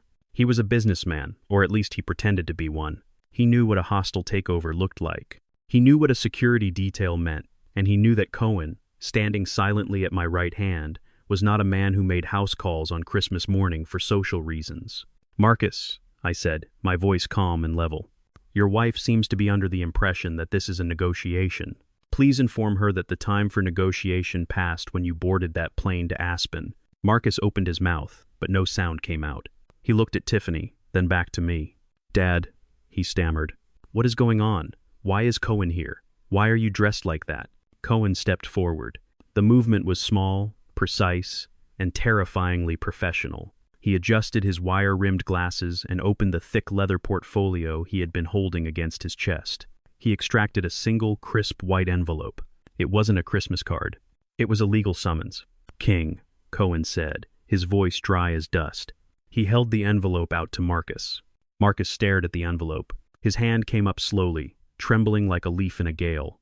He took it. The paper rattled in his grip. "What is this?" Marcus whispered. "It is a notice of immediate termination," Cohen said. He didn't blink. He didn't apologize. He delivered the news with the flat effect of an executioner reading a verdict. "As of midnight last night, you have been relieved of your duties at Kingston Holdings and all its subsidiaries, including MK Capital. Your security clearance has been revoked. Your access to company servers has been terminated, and your corporate accounts have been frozen." "Fired!" Tiffany shrieked, spinning around to face Cohen. "You can't fire him. He is the CEO. He built that firm. You're just the family lawyer. You have no authority." Cohen ignored her. He kept his eyes fixed on Marcus. "Additionally," he continued, his voice dropping an octave, becoming heavier, harder, "we have filed a civil suit against you this morning in the Circuit Court of Cook County. The charge is embezzlement of corporate funds." "Embezzlement," Marcus choked out. The word seemed to physically hit him in the chest. He staggered back a half step. $200,000, Cohen said. "Expenses related to unauthorized travel, luxury accommodations, and personal entertainment charged to the company account over the last fiscal quarter. The forensic accounting team completed their audit at 4A. This morning, the evidence is irrefutable." "That was a business trip," Tiffany yelled, grabbing Marcus's arm as if to hold him upright. "We were networking. That is client development. You can't call that embezzlement. Ski rentals for your sister are not client development, Mrs. King," Cohen said, cutting her off without raising his voice. "Neither are spa treatments. Neither is the 50-year-old scotch your husband ordered to the room. It is theft, and we are prosecuting." Marcus looked like he was going to be sick. He ripped open the envelope. He pulled out the documents. His eyes scanned the pages frantically, looking for a mistake, a loophole, a joke. He saw the termination order. He saw the lawsuit. He saw the asset freeze notification. "My accounts," Marcus whispered. "My personal accounts frozen," Cohen confirmed, pending the restitution of the stolen funds. "The company has placed a lien on all assets held in your name to recover the debt. Your checking account, your savings, your investment portfolio, it is all locked down. You cannot buy a cup of coffee this morning, Mr. Marcus looked up. His eyes were wide, glassy with tears of panic. "But, Dad," he pleaded, looking past Cohen to me, "you can't let them do this. I'm your son. This is a mistake. I can explain. It's just paperwork. Fix it. Please. Just call the board. Tell them to back off." I didn't say anything. I just watched him. I watched him crumble. I watched the arrogance drain out of him, leaving nothing but a scared little boy who had been caught with his hand in the cookie jar. "Look at the signature, Marcus," Cohen said softly. Marcus looked back down at the papers in his hand. He turned to the last page of the termination notice. His eyes focused on the bottom line, the line where the ultimate authority of the company resided. He saw the logo first, Kingston Holdings, a lion holding a compass. He had seen that logo 1,000 times. It was on his paychecks. It was on the building directory. It was the silent giant that funded his entire life. But he had never looked at who sat on the throne. Then he saw the signature. It was bold. It was sweeping. It was written in black ink with a fountain pen. It was the same signature that had signed his report cards, the same signature that had signed the checks for his tuition, the same signature that had signed the mortgage deed for the house he was about to be evicted from. Reginald King, chairman of the board. The paper slipped from his fingers and fluttered to the floor. Marcus looked up at me. His mouth hung open. His face was the color of old ash. The realization hit him like a physical blow, staggering him. The world he thought he understood, the hierarchy he had built in his mind, where he was the prince and I was the pauper, dissolved instantly. "Dad," he whispered, his voice cracking. You are the chairman. You own Kingston." Tiffany stopped screaming. She looked from Marcus to me, her eyes darting back and forth, trying to compute the new data. "What?" she breathed. "What is he talking about? Reggie is a retired engineer. He fixes bridges." Marcus ignored her. He took a step toward me, his hands reaching out as if he wanted to touch me to make sure I was real. "You own it all," he said. "MK Capital, the portfolio, the real estate. It's all you." I turned to the small side table in the foyer. On it sat a silver tray with a single porcelain teacup. I had placed it there before they arrived. It was Earl Grey, hot, with a slice of lemon. I picked up the saucer. The china clinked softly. I lifted the cup to my lips and took a slow, deliberate sip. The tea was warm and bitter. It tasted like victory. I lowered the cup. I looked my son in the eye. I didn't see the boy I raised. I saw an employee who had stolen from me. I saw a man who had left me to eat alone on Christmas Eve. I set the cup back down. The sound was a sharp click in the silent hallway. "I'm not Dad right now, Marcus," I said. My voice was low, cold, and final. "I am the chairman, and the chairman just fired you." Marcus's knees gave out. He didn't fall, but he sagged, catching himself on the doorframe. He looked at me with a mixture of awe and absolute terror. He realized in that second that he had spent his entire life underestimating the man who built the roof over his head. I turned my gaze to Tiffany. She was staring at me, her mouth agape, the color draining from her face as the implications of my words crashed into her materialistic worldview. "Get out of my house," I said. Marcus didn't move. He couldn't move. He just stared at the signature on the floor, the ink black against the white marble. A contract broken, a legacy burned. "Now," I said to the guards. They stepped forward. "You are a liar," Tiffany screamed, her voice cracking, fracturing into a shrill, hysterical pitch that grated against the marble walls of my foyer. She stepped away from Marcus as if his failure was a contagious disease she didn't want to catch, and pointed a manicured finger directly at my face. "You are a liar, and a sad, jealous old man. My husband is a genius. Do you hear me? He is an investment prodigy. He is on the cover of Forbes. You are just a retired laborer. You are just a poor old black man who got lucky with a pension and thinks he matters." The words hung in the air, ugly and naked. She had finally said it. She had finally spoken the quiet part out loud. For 15 years, she had tolerated me. She had eaten my food and accepted my gifts, all while looking down her nose at my skin, my history, and my hands. She didn't see the engineer. She didn't see the architect. She saw a stereotype. She saw what she wanted to see: someone beneath her, someone she could use. Marcus flinched. Even in his state of shock, he knew she had gone too far. He knew that calling the man who signed his paychecks a poor old black man was not a winning strategy. He reached out to grab her arm to silence her, but she shook him off with a violent jerk. "Don't touch me," she yelled at him, then turned back to me, her eyes wild. "You can't fire him. You can't touch us. We have assets. We have the house in Highland Park. It's worth $4 million. We have the cars. We have status. You can't take that away with a piece of paper." I looked at her, the woman who had spent a decade trying to erase my influence on my grandchildren, the woman who had laughed at my accent and mocked my clothes. I didn't shout. I didn't get angry. I just reached out to Cohen. "The blue folder," I said. Cohen handed it to me. It was lighter than the others, but it held more weight. It contained the deed to the mansion. Tiffany was so proud of the mansion she threw dinner parties in, where she told her friends that her husband was a titan of industry. I took the folder. I didn't hand it to her. I tossed it onto the side table right next to my teacup. It landed with a heavy, authoritative thud. "Tiffany," I said, my voice smooth and dangerous like black ice, "I think there is a fundamental misunderstanding about the nature of your lifestyle. You seem to believe that you own things. You don't." I walked closer to her. The security guards tensed, ready to intercept, but I held up a hand. I wanted to deliver this news personally. "The house in Highland Park," I began. "The one with the heated driveway and the home theater. You think you bought that with what money?" "Tiffany," Marcus said weakly.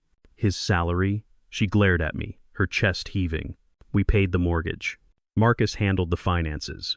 "Marcus handled nothing," I said. I turned to my son. "Tell her, Marcus. Tell her who signed the checks for the down payment. Tell her whose name is on the title." Marcus looked at the floor. He couldn't meet her eyes. It's a corporate lease, Tiff," he whispered. "What?" she snapped. "It's held by Kingston Holdings," Marcus mumbled, his voice defeated. "Dad, the chairman. He bought it. We just live there. It was part of my compensation package." "Executive housing." Tiffany went still. The color drained from her face so fast it looked like the blood had simply evaporated. "Corporate housing," she whispered. "You told me we owned it. You told me it was ours. He lied, I said, just like he lied about being a genius, just like he lied about affording the ski trip. He lives on my charity, Tiffany. And so do you. I pointed to the blue folder. That is the deed, I said. It lists Kingston Holdings as the sole owner, and since Marcus is no longer an employee of Kingston Holdings as of midnight last night, his executive privileges have been revoked. I paused, letting the reality sink in. That includes the housing benefit, I said. Tiffany started to shake. Her hands trembled at her sides. No, she breathed. You can't just kick us out. We have clothes there. We have furniture. You have 24 hours, I said. 24 hours? She shrieked. It's Christmas. The eviction notice is effective immediately, I said. My security team is already en route to the property. They will allow you 1 day to remove your personal effects.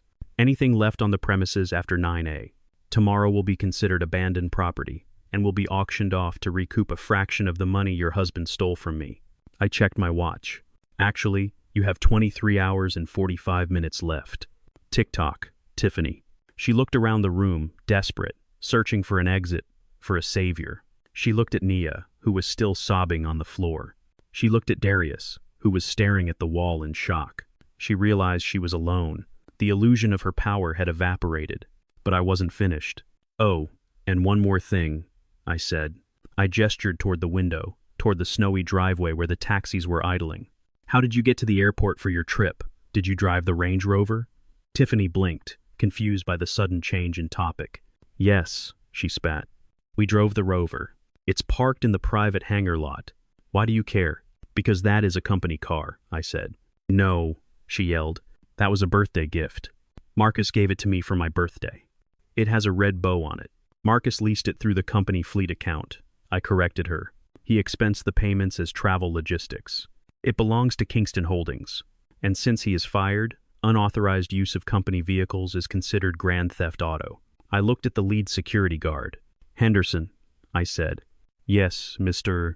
King, the guard replied, his voice deep and gravelly. Please collect the keys to the Range Rover from Mrs. King's purse. Also, dispatch a tow team to the private hangar at O'Hare. Recover the asset. Henderson stepped forward. He held out a hand, palm open. The keys, ma'am. Tiffany looked at the guard's hand. She looked at her designer purse. She looked at me. Something snapped in her. The veneer of the sophisticated socialite, the mask of the wealthy housewife, cracked and fell away. Beneath it was something raw, ugly, and desperate. The street fighter she had been before she met my son clawed its way to the surface. You are not taking my car, she screamed. She lunged, not for me this time, but for the table, for the blue folder. In her panicked mind, if she could just destroy the paper, she could destroy the truth. If she could rip up the deed, she could keep the house. It was the logic of a cornered animal. She moved fast, her fur coat flying behind her like a cape. Her hand clawed out, fingernails hooked like talons. She never reached the table. Henderson moved with a speed that defied his size. He didn't tackle her. He didn't strike her. He simply stepped into her path and became a wall. Tiffany slammed into him. It was like watching a wave break against a cliff. The impact knocked the wind out of her. She bounced off his chest and stumbled backward, her heels slipping on the marble floor. She flailed her arms, wheeling, and then she fell. She hit the ground hard. She landed in a heap of white fur and humiliation. Her purse spilled open. Lipstick, a compact mirror, credit cards, and a heavy ring of keys slid across the floor, scattering like marbles. Henderson bent down. He didn't look at her. He simply reached out and picked up the key fob with the Range Rover logo. Thank you, ma'am, he said. Tiffany sat on the floor, gasping for air. Her hair was in her face. Her coat was twisted around her legs. She looked up at me, and I saw the hate burning in her eyes, hot and bright. But beneath the hate, I saw the fear. For the first time in her life, she was looking at a man she couldn't manipulate. She was looking at a man she couldn't bully. You evil old bastard, she hissed. You planned this. You waited for Christmas. You wanted to hurt us. I didn't plan for you to steal from me, Tiffany, I said. I didn't plan for you to insult me. I didn't plan for you to try to put me in a home. You did that. All I did was correct the accounting. I turned to Cohen. The eviction team is on standby. Yes, Reggie, Cohen said. They are waiting for your signal. Give it, I said, and tell them to check the closets. I believe Tiffany has a tendency to hide company assets in her shoeboxes. Tiffany let out a guttural scream of rage. She scrambled to her feet, abandoning her dignity entirely. She looked like she was going to charge again, but Mr. Henderson simply shifted his weight, and she froze. She realized the game was over. The house was gone. The car was gone. The money was gone. The status she worshipped was gone. She turned to Marcus. He was still standing there useless, staring at his feet. "Do something," she shrieked at him, slapping his arm. "Fight him. He's your father. Hit him. Take the papers. Do something." Marcus looked at her, the woman he had embezzled $200,000 to impress, the woman who had driven a wedge between him and his blood. He pulled away from her. "Stop it, Tiff," Marcus whispered. "Just stop." "He's the chairman," he shouted back, his voice breaking. "Don't you get it? He owns the house. He owns the car. He owns the bank accounts. We have nothing. It's over." Tiffany stared at him. Her chest heaved. She looked around the foyer at the security guards, at the lawyer, at the cold and impassive face of her father-in-law. She grabbed her purse from the floor, shoving the spilled contents back inside with frantic, jerky movements. "Fine," she spat. "Keep your house. Keep your money. I don't need you. I don't need any of you." She turned toward the door. She didn't wait for Marcus. She didn't look back at Naya or Darius. She marched out into the snowcoat, flapping, head held high in a grotesque parody of pride. But she was walking into a blizzard. She was walking to a curb where no car was waiting for her. She was walking into a world where her name meant nothing and her credit score was 0. I watched her go. The silence returned. I looked at Marcus. "Your wife seems to be leaving," I said. "You might want to follow her. You have a lot of packing to do." Marcus looked at me. A single tear rolled down his cheek. "Dad, get out, Marcus," I said, "and leave your key card on the table." He placed his company ID on the silver tray next to the teacup. He turned and walked out the door. His shoulders slumped, a broken man walking into the cold. I didn't watch him leave. I turned my attention to the two who remained, Nia and Darius. They were huddled together, terrified. "Nia," I said. My voice echoed in the empty hall. "Step forward." She trembled. She wiped her face. She stood up and walked toward me, looking like a prisoner walking to the gallows. It was time to talk about her boutiques. It was time to talk about the loans. It was time to talk about the fact that she was 40 years old and still waiting for Daddy to fix her mistakes. Daddy wasn't fixing anything today. Daddy was foreclosing. Tiffany screamed as the heavy oak door slammed shut, cutting off her profanity and leaving a ringing silence in the foyer. The snowstorm outside was muffled now, but the storm inside was just finding its second wind. The air in the room felt thin, charged with the static of ruined lives. I didn't look at the door. I looked at Nia. My daughter was kneeling on the Persian rug, her knees digging into the intricate patterns. She was wearing a cashmere sweater dress that I knew cost $1,200 because I had paid the credit card bill it was charged to. Her mascara was running down her cheeks in black rivulets, staining her perfect face. She looked like a broken doll, discarded and forgotten. She looked up at me, her eyes wide and pleading. She scrambled to her feet, her movements jerky and desperate. She took a step toward me, reaching out with manicured hands that had never washed a dish or scrubbed a floor. "Daddy!" she sobbed, her voice trembling. "Daddy, please. This is insane. Marcus is a criminal. If he stole from you, he deserves it. I get it. I really do. But I didn't do anything." She wiped her nose with the back of her hand, smearing makeup across her cheek. "I am not Marcus," she pleaded, her voice rising in pitch. "I have my own business. I have my own life. I am building a brand, Daddy. You know how hard I work. You know how much Lux Noir means to me. You can't punish me for what he did. That's not fair." I watched her. I watched her throw her brother under the bus without a second of hesitation. She didn't care that Marcus was ruined. She didn't care that he was facing jail time. She only cared that the shrapnel didn't hit her. It was a survival instinct, I suppose. But it was an ugly one. I took a step down from the foyer landing. I stood on the same level as her now. I towered over her not just in height, but in the weight of the secrets I held. "You are right, Nia," I said. My voice was calm, almost conversational. "You are not Marcus. You didn't embezzle corporate funds." She let out a breath, a ragged gasp of relief. She smiled, a watery, hopeful thing. "Exactly," she said. "I am your daughter. I am your little girl. I know I haven't been around much lately, and I know the text message was insensitive, but I was stressed. The business is growing so fast, Daddy. I just need a little more time. I looked at Cohen. He was already opening the red accordion folder. You don't need time, Nia, I said. You need a reality check. Cohen stepped forward. He didn't hand her an envelope like he did with Marcus. He handed her a single sheet of paper. It was a foreclosure notice, and underneath it was a demand for payment. Nia took the paper. She looked at it, frowning. Apex Ventures? She asked, confused. Why is Cohen giving me a notice from Apex Ventures? They are my investors. They are my partners. I walked over to the side table and poured myself another cup of tea. I didn't drink it. I just held the warm porcelain in my hands. Apex Ventures is not your partner, Nia, I said. Apex Ventures is a holding company. So? She asked, looking between me and Cohen.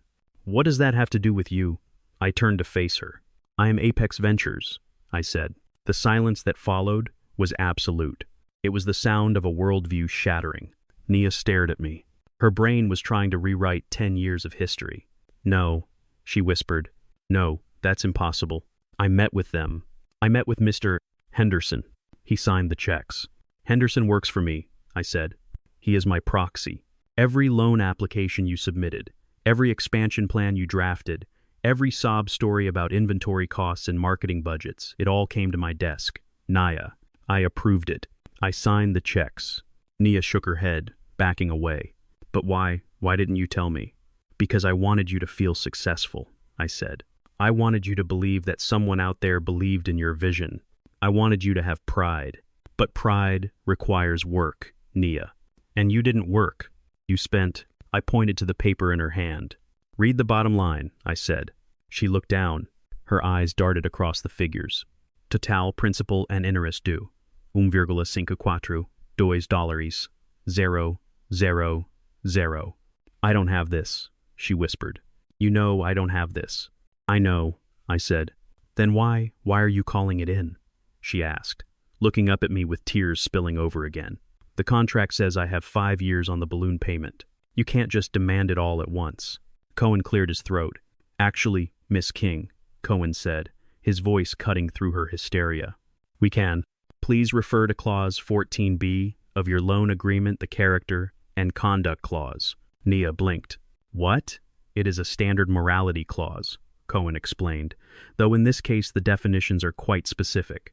The lender reserves the right to accelerate the debt and demand immediate repayment in full if the borrower engages in conduct that is deemed detrimental to the relationship between the parties. He paused, adjusting his glasses. Specifically, the addendum defines detrimental conduct as including, but not limited to, acts of gross ingratitude, disrespect, or abandonment of the lender during significant calendar events. Nia stared at him. Abandonment. You left your father alone on Christmas Eve, Cohen said bluntly. You went to Aspen, you ignored his invitation, and then you sent a text message. Cohen reached into his pocket and pulled out a printout of a screenshot. He held it up. Don't be stingy, Dad, Cohen read aloud. Sell the house. Give me 4%. Nia's face went white. That was just a text, she stammered. I was joking. It is written evidence of your intent to liquidate the lender's primary residence for your own gain, Cohen said. It is evidence of malice. It is evidence that you view the lender not as a partner or a father, but as a resource to be stripped. He lowered the paper. Clause 14B is triggered, Ms. The loan is in default. The total amount is due immediately. Nia looked at me. Dad, please. This is a technicality. You can't ruin my business over a text message. I am not ruining your business, Nia, I said. I am repossessing my assets. I walked closer to her. You wanted to expand, I said. You wanted 40%. Well, 40% of nothing is nothing. I signaled to one of the security guards. He handed me a tablet. On the screen was a live feed from a security camera. It showed the front of the Lux Noir flagship store on Michigan Avenue. It was 9:30 a. The holiday shoppers were starting to gather, but the store was dark. The metal grate was pulled down, and pasted on the glass front door was a large orange sticker, seized by order of the court. Nia looked at the screen. She gasped, her hands flying to her mouth. My store, she choked out.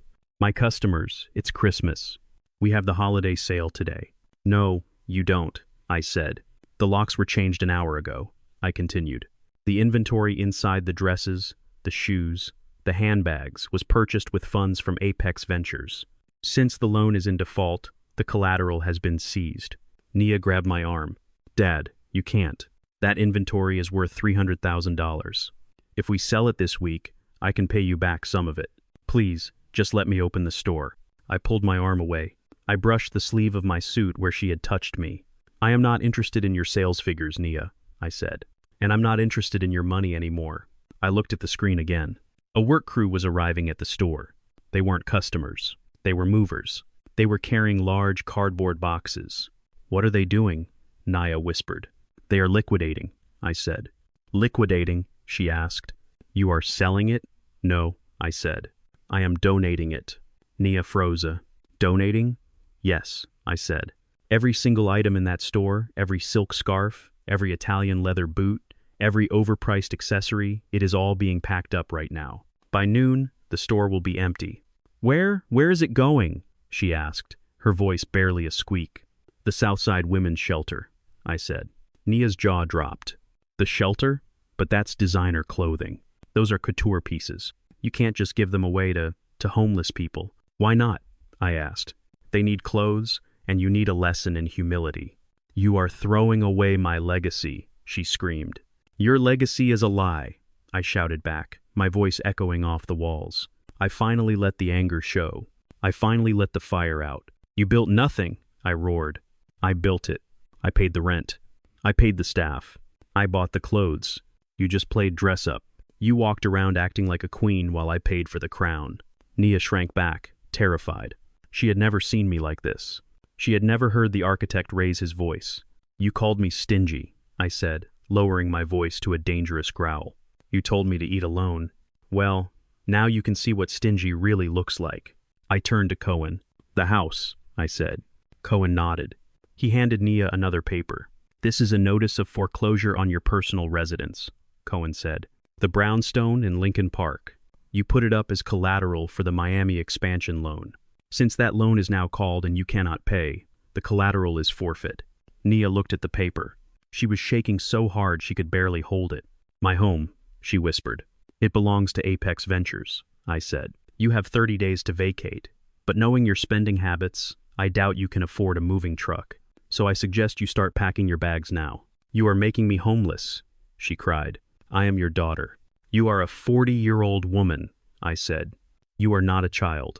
You are a failed business owner who tried to cannibalize her own father. I looked at her one last time.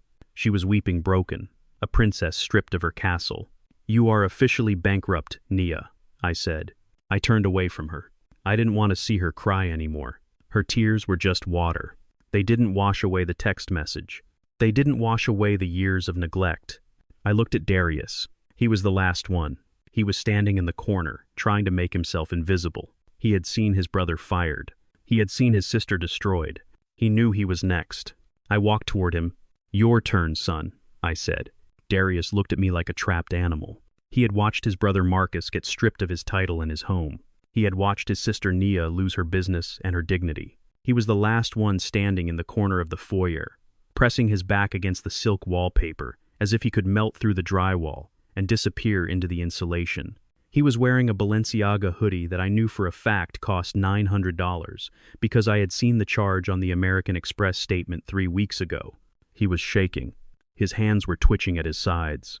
He looked at the door where Tiffany and Marcus had vanished into the snow. He looked at Nia, still weeping on the floor. Then he looked at me. His eyes darted around the room, calculating his odds. He was 35 years old, but in that moment he looked exactly like the teenager who used to sneak out of his window to smoke weed in the alley. He was looking for an angle. He was looking for a hustle. I took a step toward him. Your turn, Darius, I said. My voice was low, vibrating through the floorboards. Darius flinched. He held up his hands, palms out. Nah, Pops, he said, his voice high and thready. We don't need to do this. I get it. Message received, loud and clear. You're mad. You're cutting us off. He took a step sideways, edging toward the door. I don't need your money, Darius said, trying to summon a shred of the arrogance he had displayed on the live stream just 12 hours ago. I'm a brand, okay? I have followers. I have influence. I can make my own way. I don't need your handouts." He laughed a nervous, jagged sound. "Keep your money, old man. Keep your boring house. I'm out of here. I'm going back to the city. I have friends who actually appreciate me." He lunged for the door handle. He thought he was free. He thought the worst thing that was going to happen to him today was a long cab ride and a frozen credit card. He thought he could just walk away from the wreckage he had helped create. He grabbed the heavy brass handle and yanked the door open. He didn't step out into the snow. He stepped back, stumbling, nearly tripping over his own expensive sneakers. Two uniformed officers from the Chicago Police Department were standing on the porch. The cold wind swirled around them, blowing snow into the foyer for the second time that morning. Their faces were red from the cold, but their eyes were hard. Behind them, a squad car sat idling in the driveway, its blue and red lights reflecting off the white snow, painting the walls of my house in alternating flashes of violence. Darius froze. "Can I help you, officers?" Darius stammered, his voice cracking. One of the officers, a sergeant with a thick mustache and eyes that had seen too much of the South Side, stepped across the threshold. He didn't look at me. He looked straight at my son. "Darius King?" the sergeant asked. Darius swallowed. "Yeah, that's me." "What's going on? Is this about the noise?" The sergeant reached for his belt. The sound of handcuffs rattling was loud in the silent house. It was a metallic, final sound. "King, we have a warrant for your arrest." The sergeant said. "Arrest?" Darius squeaked. "For what?" "I didn't do anything." The sergeant pulled a folded paper from his vest. "We have multiple counts here, son," the sergeant said. "Credit card fraud, identity theft, issuing bad checks, and grand larceny." Darius's knees buckled. He grabbed the doorframe to stay upright. "Fraud? That's impossible. Those are my cards." "Actually," the sergeant said, glancing at a clipboard, "the complaint alleges that you knowingly used credit instruments belonging to the King Family Trust after authorization had been explicitly revoked. It also alleges that you forged signatures on 3 separate checks, totaling $15,000 in the last month alone." Darius's face went white. He looked at the officer. Then he looked past him to Cohen. Cohen was standing by the stairs, his face impassive. He gave a small, almost imperceptible nod to the police officer. Cohen had called them. Cohen had filed the report at 4A. While I was watching the fire burn in the basement, Darius spun around to face me. The bravado was gone. The influencer persona had evaporated. All that was left was a terrified child who realized the safety net was not just gone, but had been replaced by concrete. "Dad," Darius whispered. "Dad, tell them it's a mistake. Tell them I have permission." I looked at him, the boy who had texted me asking for $5,000 while mocking me to his friends. The man who had stolen from me, not because he was hungry, but because he was bored. I didn't say anything. The officer stepped forward. He took Darius's wrist. He spun him around. "You have the right to remain silent," the sergeant recited. The first handcuff clicked. "No!" Darius shouted. He struggled, trying to pull his arm away. "Dad, stop them. This isn't funny. Stop the prank." "It is not a prank, Darius," I said. Darius looked at me over his shoulder, his eyes wide with panic. "Dad, please. I'm your son. I'm your baby boy. You can't let them take me to jail. It's Christmas." The second handcuff clicked. "I'm sorry, officer," Darius blubbered, tears streaming down his face now. "My dad, he's old. He forgets things. He didn't mean to file charges. He'll drop them, right, Dad? You'll drop them?" The officer looked at me. He paused. He needed confirmation. He needed the accuser to stand firm. "King," the officer asked, "do you wish to proceed with the charges?" The room seemed to shrink. Nia was watching from the floor, her hand over her mouth. Cohen was watching. The security guards were watching. I looked at Darius. He was trembling. He dropped to his knees, dragging the officer down slightly with him. He shuffled forward on his knees, moving toward me across the marble floor. "Daddy, please," Darius sobbed. He wrapped his arms around my legs. He buried his face in the fabric of my trousers. "I'm sorry. I swear I'm sorry. I was just joking. The live stream was a joke. The text was a joke. I love you, Dad. I love you so much. Don't send me to jail. I won't survive in there." I felt his tears soaking into the wool of my suit pants. I felt his body shaking against my legs. I remembered when he was 5 years old. He had woken up from a nightmare and run into my room. I had let him sleep in the bed between me and Beatrice. I had held him until he stopped shaking. I had promised him I would always keep the monsters away, but I had failed. I hadn't kept the monsters away. I had fed the monster until it lived inside him. I looked down at the top of his head. If I saved him now, he would never learn. If I made the police go away, he would steal again next week. If I let him get up, he would never become a man. He would stay a parasite until the day I died, and then he would consume whatever was left until there was nothing. Love is not saving people from consequences. Love is letting them face the gravity of their own choices. I reached down. Darius looked up, hope flooding his eyes. He thought I was reaching to hug him. He thought I was reaching to pull him up and tell the officers to leave. I placed my hand on his shoulder, then I pushed him away. I stepped back, breaking his hold on my legs. I shook my pant legs, smoothing the fabric, dusting off the invisible specks of his desperation. "King," the officer asked again. I looked the officer in the eye. "My son is not a thief," I said clearly. My voice was steady, but inside my heart was breaking into shrapnel. Darius let out a gasp of relief. "See?" he cried. "I told you he didn't mean it." But the man kneeling on my floor, I continued, my voice hardening into steel. The man who stole my credit cards, the man who forged my signature, the man who mocked me to the world, that man is a stranger. Darius froze. His smile died. "I proceed with the charges," I said to the officer. "Take him away." "No!" Darius screamed. It was a raw, animal sound. "Dad, you can't do this. I'm your blood." The officers hauled him up. He went limp, dead weight, sobbing uncontrollably. They dragged him toward the door. "I'm sorry, Mr.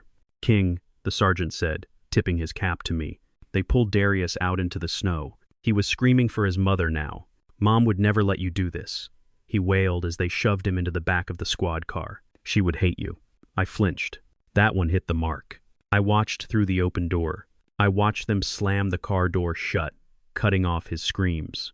I watched the lights flash against the snow. I watched the car put into gear and drive away, taking my youngest child to a cell in the county lockup. I stood there in the doorway, the cold wind biting my face. "Maybe Beatrice would hate me," I whispered to the empty air, "but she isn't here to see what you became." I closed the door. I turned back to the room. It was just me, Cohen, the guards, and Nia. Nia was silent. She had stopped crying. She was staring at me with a look of absolute terror. She had just watched me send her baby brother to prison. She realized finally that there was no bottom to this. She realized that I was capable of anything.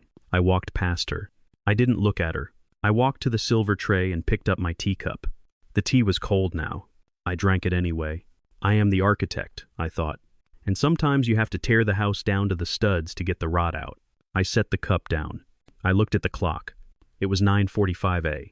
The day was just beginning, and I had one more secret to reveal, one final nail in the coffin of their entitlement. I turned to Nia. "Get up," I said. She scrambled to her feet, hugging herself.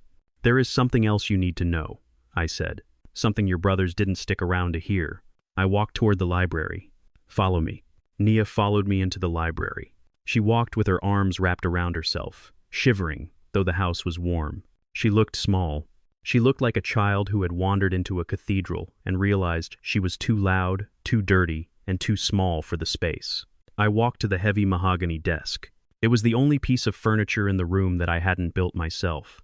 It was an antique, a gift from a sheikh in the Emirates, after I solved a structural resonance issue that was threatening to tear his favorite tower apart in the high desert winds. I sat down. I didn't offer her a chair. She stood on the other side of the desk, looking at the walls. For the first time in her life, she actually looked at what was hanging there. Growing up, she had ignored this room.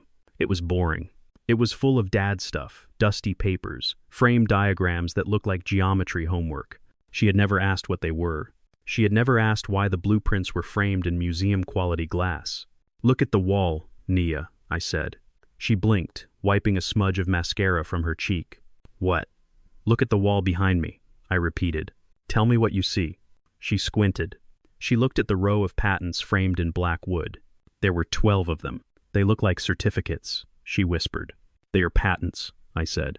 "United States patent numbers 678490021 and 4452, among others."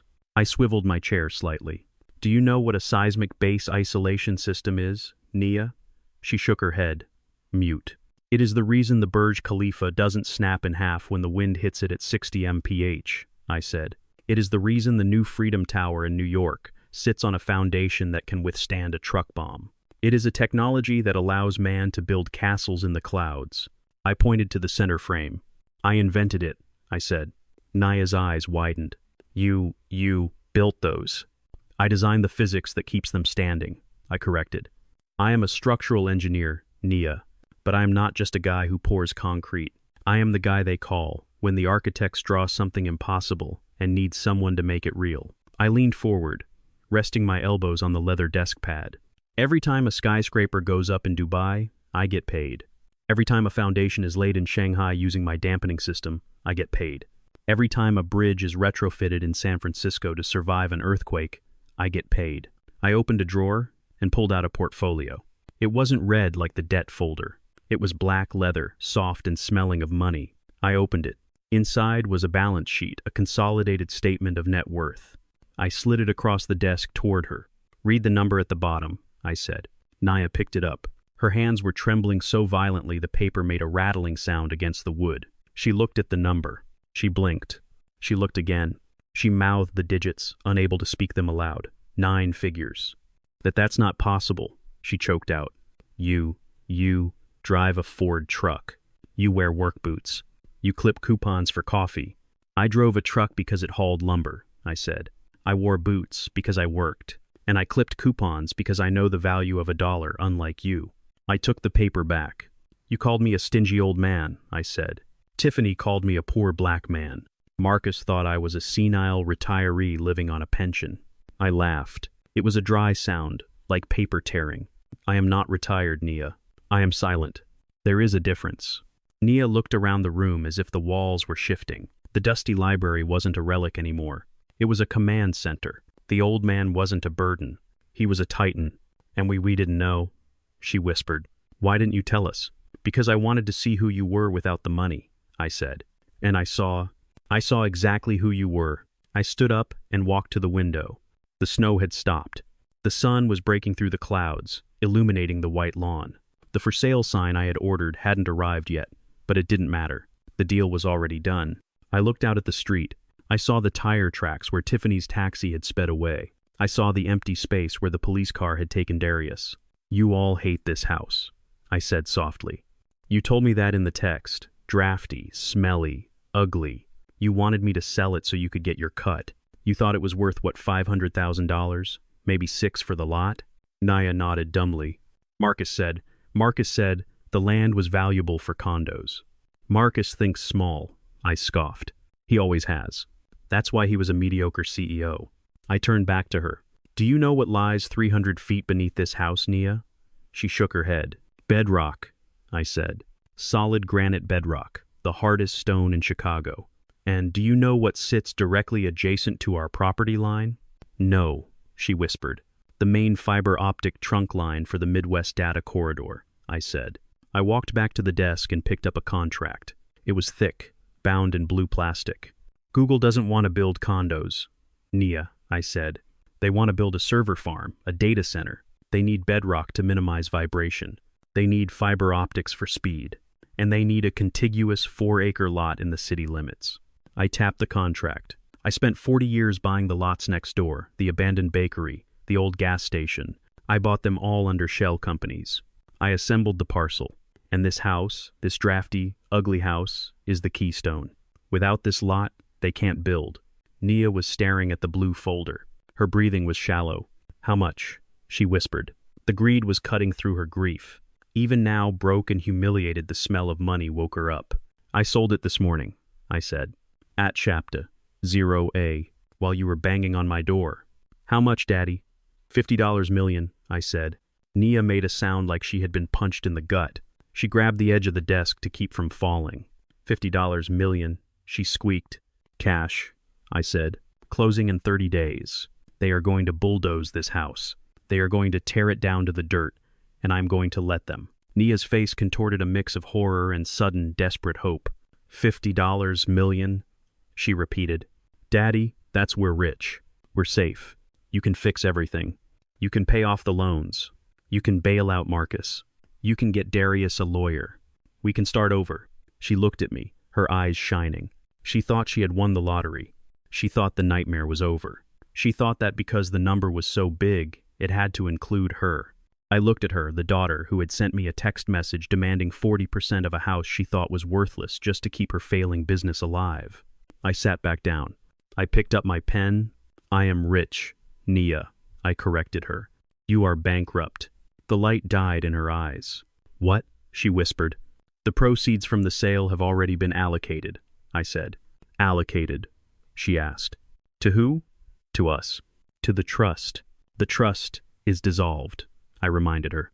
The money is going into a new foundation, the Beatrice King Foundation. Mom, she asked. Yes, I said. It will fund trade schools for underprivileged youth. It will provide scholarships for engineers who actually want to work. It will build housing for the homeless. I leaned forward. It will not pay for your boutique. It will not pay for Marcus's legal defense. It will not pay for Darius's bail. But we are your children, Nia screamed. You can't give $50 million to strangers and leave us with nothing. I can, I said, and I did. The papers are signed. Nia stared at me. The realization was total. It wasn't just a punishment. It was an exile. She wasn't just cut off from the allowance. She was cut off from the dynasty. And Tiffany? I asked, twisting the knife just a little bit more. Does she know? Nia shook her head, tears streaming down her face again. Imagine her face. Nia, I said softly. Imagine when you tell her. Imagine when she realizes that she called a billionaire a poor old man. Imagine when she realizes that the house she spat on was worth more than her entire life's earnings combined. Nia sobbed. She covered her face with her hands. You are cruel, she wept. You are so cruel. I am thorough, I said. I looked at the clock. It was 10. You have to go, Nia, I said. The new owners are sending a surveyor at noon. I need the house empty. She looked up at me. Her makeup was ruined. Her spirit was broken. Where do I go? She whispered. I don't know, I said. But you have a master's degree in business. I suggest you go find a job. I turned my chair away from her. I looked at the patents on the wall, the diagrams of stress and tension, the math of survival. I heard her walk to the door. I heard her stop. Daddy, she said. I didn't turn around. Goodbye, Nia. She left. I heard the front door close. I was alone in the library, just me, and the $50 million worth of paper on my desk. I reached for the phone. I dialed Cohen. They are gone, I said. Good, Cohen replied. Are you okay, Reggie? I looked around the room, the books, the desk, the ghosts of Christmas past. I am tired, Cohen, I said. But the demolition is complete. The site is cleared. Now, I said, taking a deep breath. Now we can start building something real. I walked back into the foyer, leaving the library and the millions of dollars in patents behind me. The silence in the hallway was heavy, pressurized, like the air before a tornado touches down. Marcus was still there. He hadn't left. He was standing near the door, hugging his elbows, shivering in his suit jacket. He looked small. He looked like a man who was waiting for a punchline that would never come. I looked at my watch. It was a heavy gold timepiece Beatrice had given me for our 30th anniversary. You have 5 minutes, I announced. My voice was flat, devoid of the fatherly warmth they had exploited for decades. In 5 minutes, this property will be sealed. Anyone remaining inside will be removed by force. Marcus looked up. His eyes were red-rimmed with the exhaustion of a hangover and the shock of a lifetime. He took a step toward me. He didn't look like the CEO of MK Capital anymore. He looked like a child who had broken a window and was waiting to see if he could talk his way out of a spanking. Dad, wait, Marcus pleaded, his voice cracking. We can't just leave. It is 10 degrees outside. We don't have coats. We don't have phones. You took the cars. You took everything. You have feet, Marcus, I said. Use them. Walk to the train station. It is 2 miles that way. It will build character. He shook his head, a frantic, jerky motion. No, Dad. Please listen to yourself. This isn't you. You aren't this cruel. You are the guy who builds bridges. Remember? You fix things. I fixed the glitch, Marcus, I said. You were the glitch. He reached out his hand, trembling, trying to grab my sleeve. I stepped back. I didn't want his touch. It felt contagious. Dad, stop, Marcus shouted, desperation making him bold. Think about what you are doing. Think about the family. Think about Mom. The air in the room froze. "Do not," I whispered. The warning was low, a rumble deep in my chest. "Do not speak her name." Marcus didn't listen. He thought he had found the key. He thought he had found the emotional lever that would pry open the vault of my mercy. He pressed harder. "Mom would never want this," Marcus yelled, tears streaming down his face now. "She loved us. She wanted us to be together. She would be heartbroken if she saw you throwing her children out into the snow like garbage. She would hate you for this, Dad. She would hate you." That was it. The dam broke. The structural integrity of my patience, which had held for 5 years of grief and silence, finally shattered.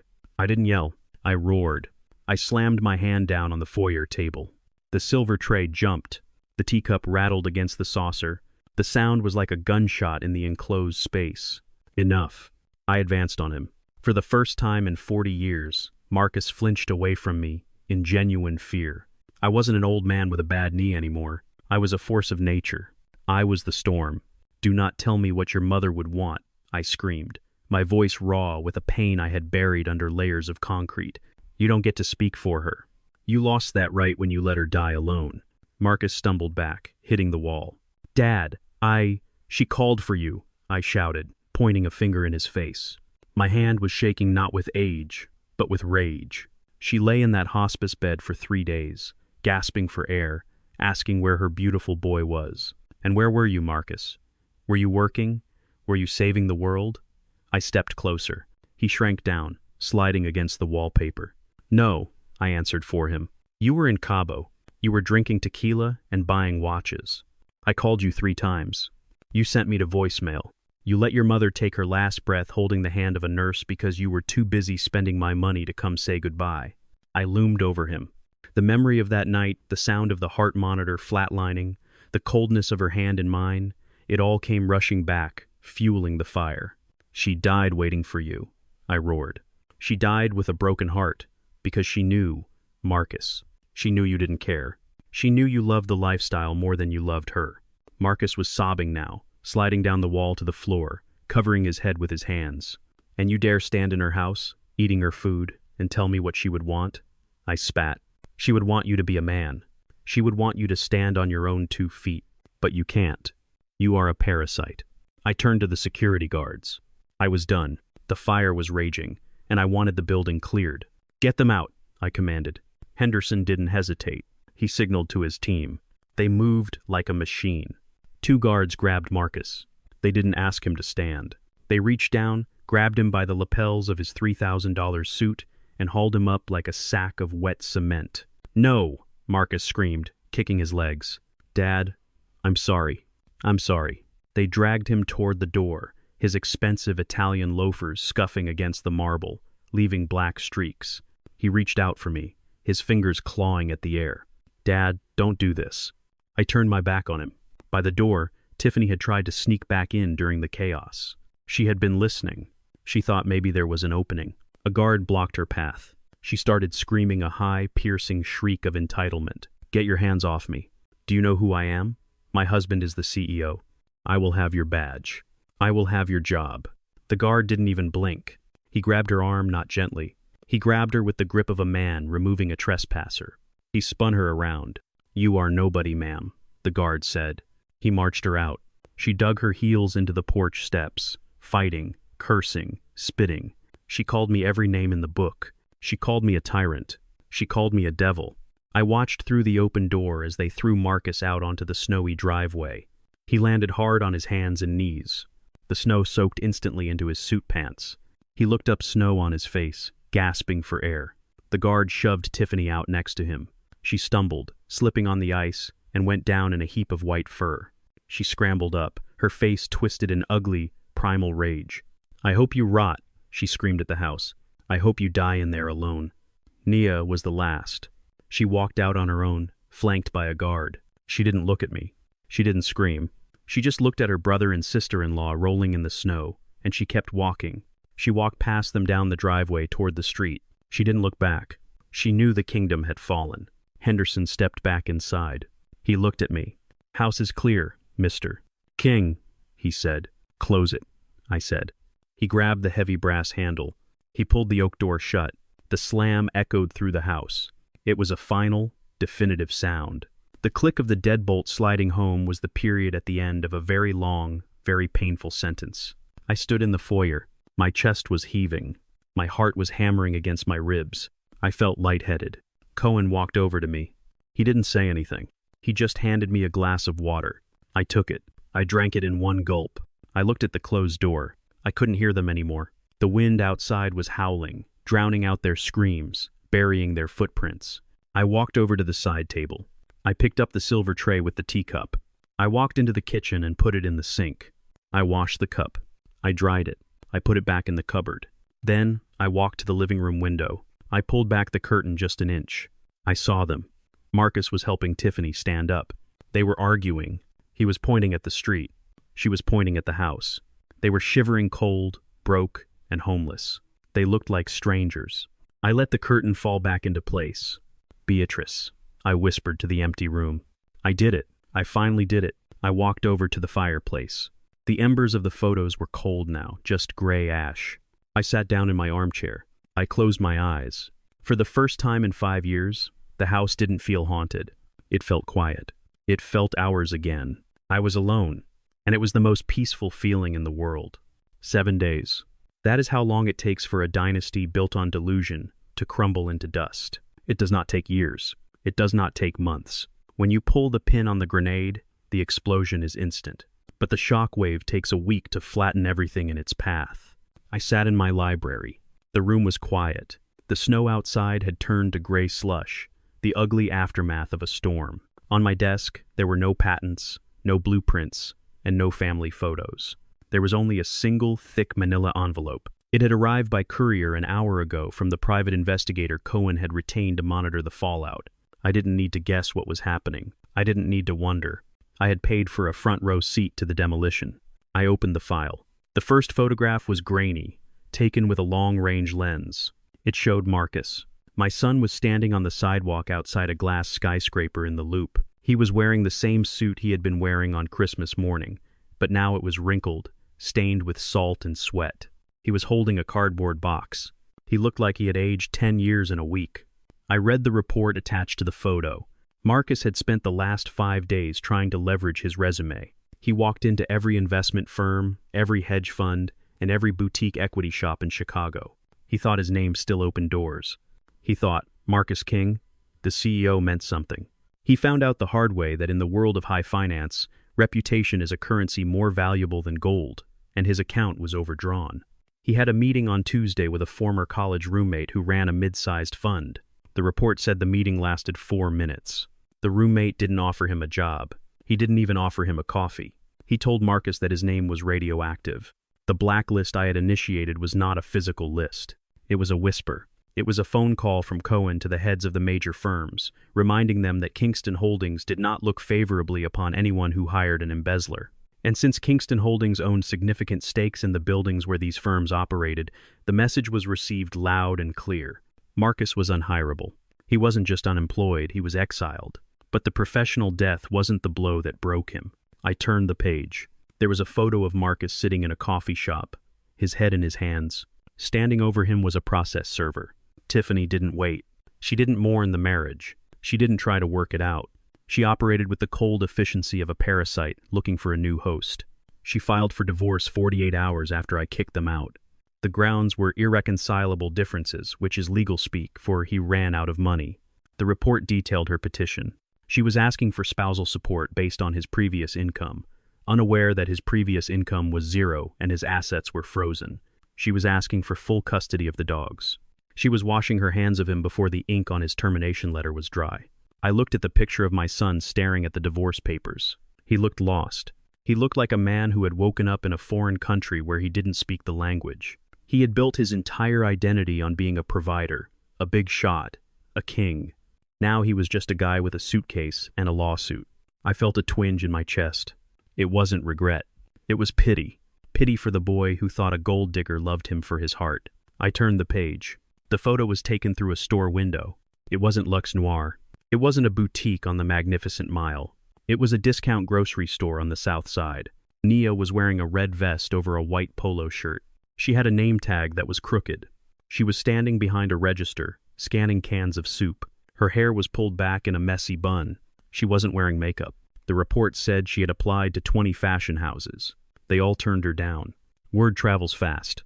Everyone knew she had defaulted on $1 million loan. Everyone knew her flagship store had been seized. In the fashion world, failure is contagious, and nobody wanted to catch what she had. She had bills to pay. She had to eat. So, the girl who used to fly to Paris for the weekend was now asking customers if they had coupons. I read the investigator's notes. Subject: living in a studio apartment in Bronzeville. Rent: $800 a month. 4th floor walk-up. No doorman, no view. She was living the life I lived when I was her age. She was taking the bus. She was counting her change to buy lunch. I looked closer at the photo. She wasn't smiling. She looked exhausted. She looked angry, but she was standing on her own 2 feet. She was working. It was a hard job. It was a thankless job. But for the first time in her life, she was earning $1 that I hadn't given her. I felt a flicker of something that wasn't quite pride, but it was close. It was respect for the struggle. She hadn't curled up and died. She was surviving. It was a brutal lesson, but she was learning it. I flipped to the final section. Darius. There were no photos of Darius. Cameras aren't allowed inside the visitation area of the Cook County Jail. There was only a log of his phone calls. Outgoing calls 42. Calls accepted 0. He had called Marcus. Marcus didn't answer because Marcus was busy losing his wife. He had called Nia. Nia didn't answer because she was busy scanning vegetables. He had called his friends, the ones who drank his vodka in Aspen. They didn't answer because the party was over. And he had called me 12 times. I hadn't answered. The report summarized his status. Arraignment set for next Tuesday. Bail denied due to flight risk and lack of fixed address. He was currently housed in general population. My baby boy, the one who needed a nightlight until he was 10, was sleeping on a steel cot with a thin wool blanket. He was eating slop on a tray. He was surrounded by men who didn't care about his Instagram followers. The investigator noted that Darius had stopped screaming after the 3rd day. He had stopped threatening the guards. He had gone quiet. Silence. That was what he needed. He needed to sit in the silence and hear his own thoughts without the noise of his ego drowning them out. He needed to realize that actions have consequences that Daddy cannot write a check to fix. I closed the file. I sat there in the dim light of the library. The house was so quiet I could hear the wind rattling the window panes. A week ago, I would have looked at these reports and wept. I would have felt guilty. I would have picked up the phone and called Cohen to fix it. I would have paid the bail. I would have bought the condo. I would have hired the lawyer. But tonight, I felt nothing but a cold, hard clarity. I was not happy. There is no joy in seeing your children suffer. There is no victory in watching your son lose his marriage or your daughter lose her dream. It is a tragedy of my own making, perhaps, but a tragedy nonetheless. But it was fair. For 40 years, I had tipped the scales in their favor. I had put my thumb on the balance of their lives, shielding them from the weight of the world. I had created an artificial gravity where they could float without effort. Now I had simply stepped away.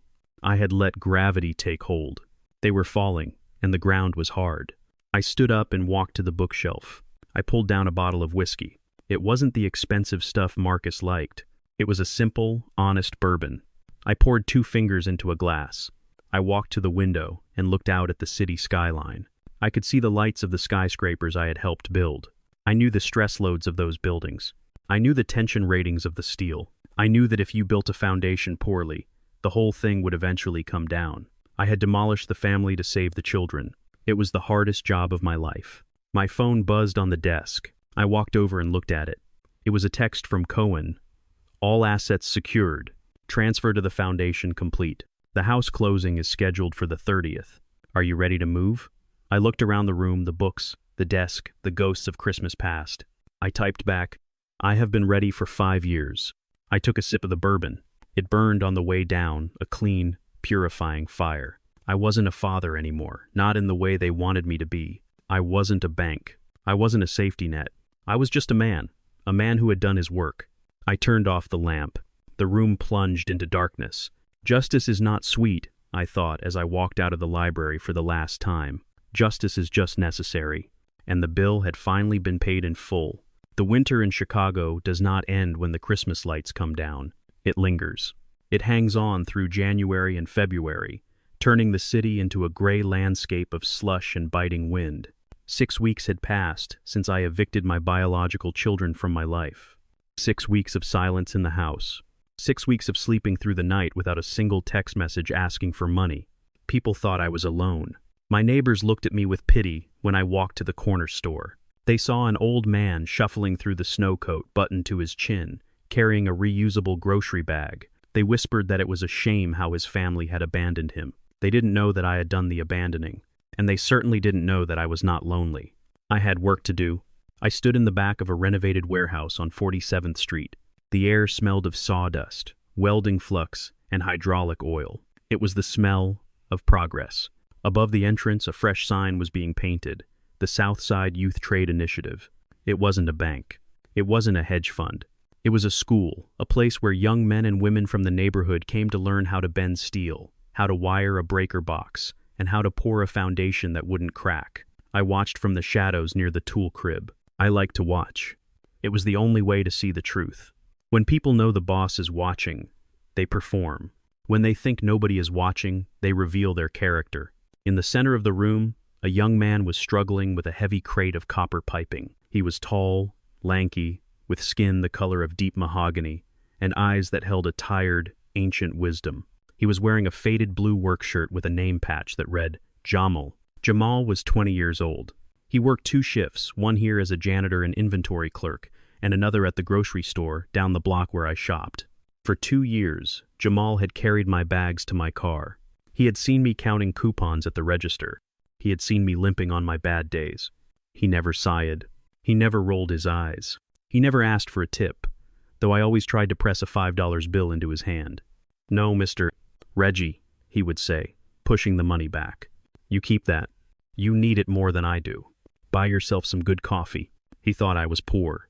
He thought I was a retiree living on a fixed income, counting pennies to survive. And because he thought I was poor, he treated me with a kindness that was pure. It wasn't transactional. It wasn't an investment strategy. It was just respect for an elder. I watched him now. The crate was too heavy for one man. He grunted, his muscles straining. Another kid, a younger boy who was new to the program, walked by, texting on his phone, ignoring the struggle. Jamal didn't yell at him. He didn't complain. He just set his jaw, adjusted his grip, and heaved the crate onto the shelf.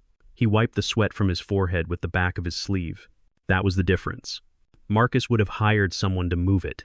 Naya would have complained that the crate was ugly. Darius would have filmed himself pretending to lift it. Jamal just moved the damn crate. I walked out of the shadows. My cane tapped against the concrete floor. Jamal looked up. His face broke into a genuine grin. Reggie, he called out, wiping his hands on a rag. What are you doing down here? You shouldn't be walking on that concrete with your knee acting up. It's cold in here. I am fine, Jamal, I said. I was just looking for the owner. Jamal laughed. He shook his head. Good luck with that. I've been working here 6 months, and I never seen the big boss. They say he is some corporate suit downtown. We just deal with the foreman. I walked closer to him. I looked at his boots. They were worn out, held together with duct tape at the toe. I looked at his hands calloused, scarred. Why do you work so hard, Jamal? I asked. You are here every day. You are at the grocery store every night. When do you sleep? Jamal shrugged. Sleep is for the rich, Mr. Reggie. I got a little sister at home. My mama passed last year. Rent don't pay itself. You want to do this forever? I asked, gesturing to the broom in the corner. Sweep floors. Jamal's eyes flashed a spark of ambition he usually kept hidden.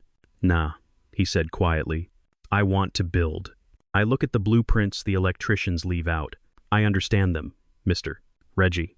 I see how the circuits run. I see how the load bears. I want to be a structural engineer like the guys who built the Sears Tower. He looked down, embarrassed by his own dream. But college costs money, and I got rent to pay, so I sweep. It's honest work. I felt a lump in my throat.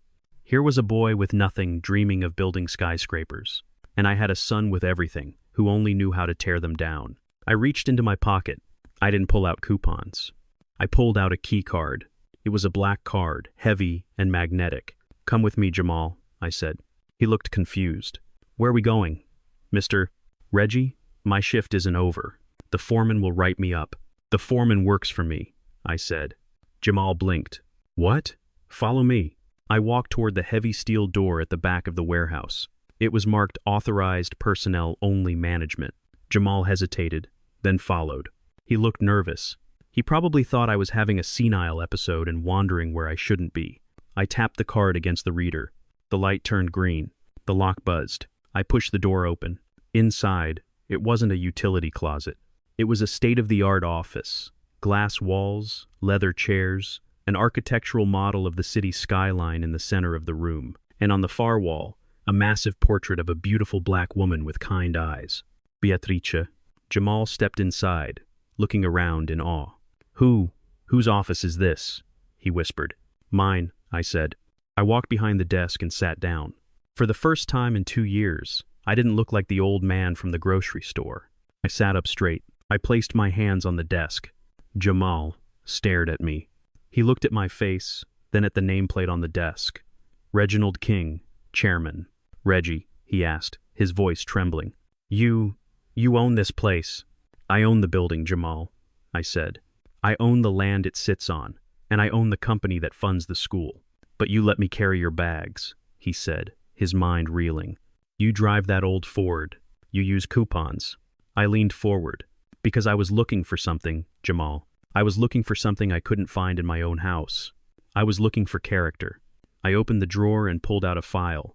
It was a thick legal document. I had spent the last week drafting it with Cohen. My children are gone, Jamal, I said. I didn't tell him the details. I didn't tell him about the eviction or the jail cell. He didn't need to know the ugliness. I have a legacy, I continued. I have built things that will stand for 100 years. But a legacy isn't just steel and concrete. It is people. It is handing the blueprint to someone who knows how to read it. I slid the file across the desk. This is the charter for the Beatrice King Foundation, I said. It is named after my wife. She was the one who taught me that love is an action, not a word. Jamal looked at the file, afraid to touch it. What is it? He asked. It is a full scholarship, I said. Tuition, room and board, books for the University of Illinois engineering program. 4 years, fully paid. Jamal's knees gave out. He grabbed the back of a chair to steady himself. He opened his mouth, but no words came out. Tears welled up in his eyes, spilling over onto his cheeks. But that is not all, I said. I stood up and walked around the desk. I stood in front of him. I don't just need a student, Jamal. I need a successor. I put my hand on his shoulder. It felt solid, real. I am 72 years old, I said. I have maybe 10 good years left. I need someone to run this foundation when I am gone. I need someone who knows what it feels like to be hungry. I need someone who won't spend the money on ski trips and sports cars. I need someone who will use it to build. I looked him in the eye. I am offering you a job, Jamal. You go to school. You get your degree. And while you do that, you intern with me. I will teach you everything I know. I will teach you how to read the soil. I will teach you how to negotiate a contract.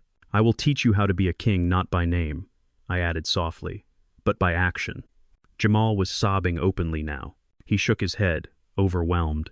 Reggie, I don't know what to say. Why me? I'm nobody. I'm just the bag boy. You are the man who carried my groceries when you thought I had nothing to give you, I said.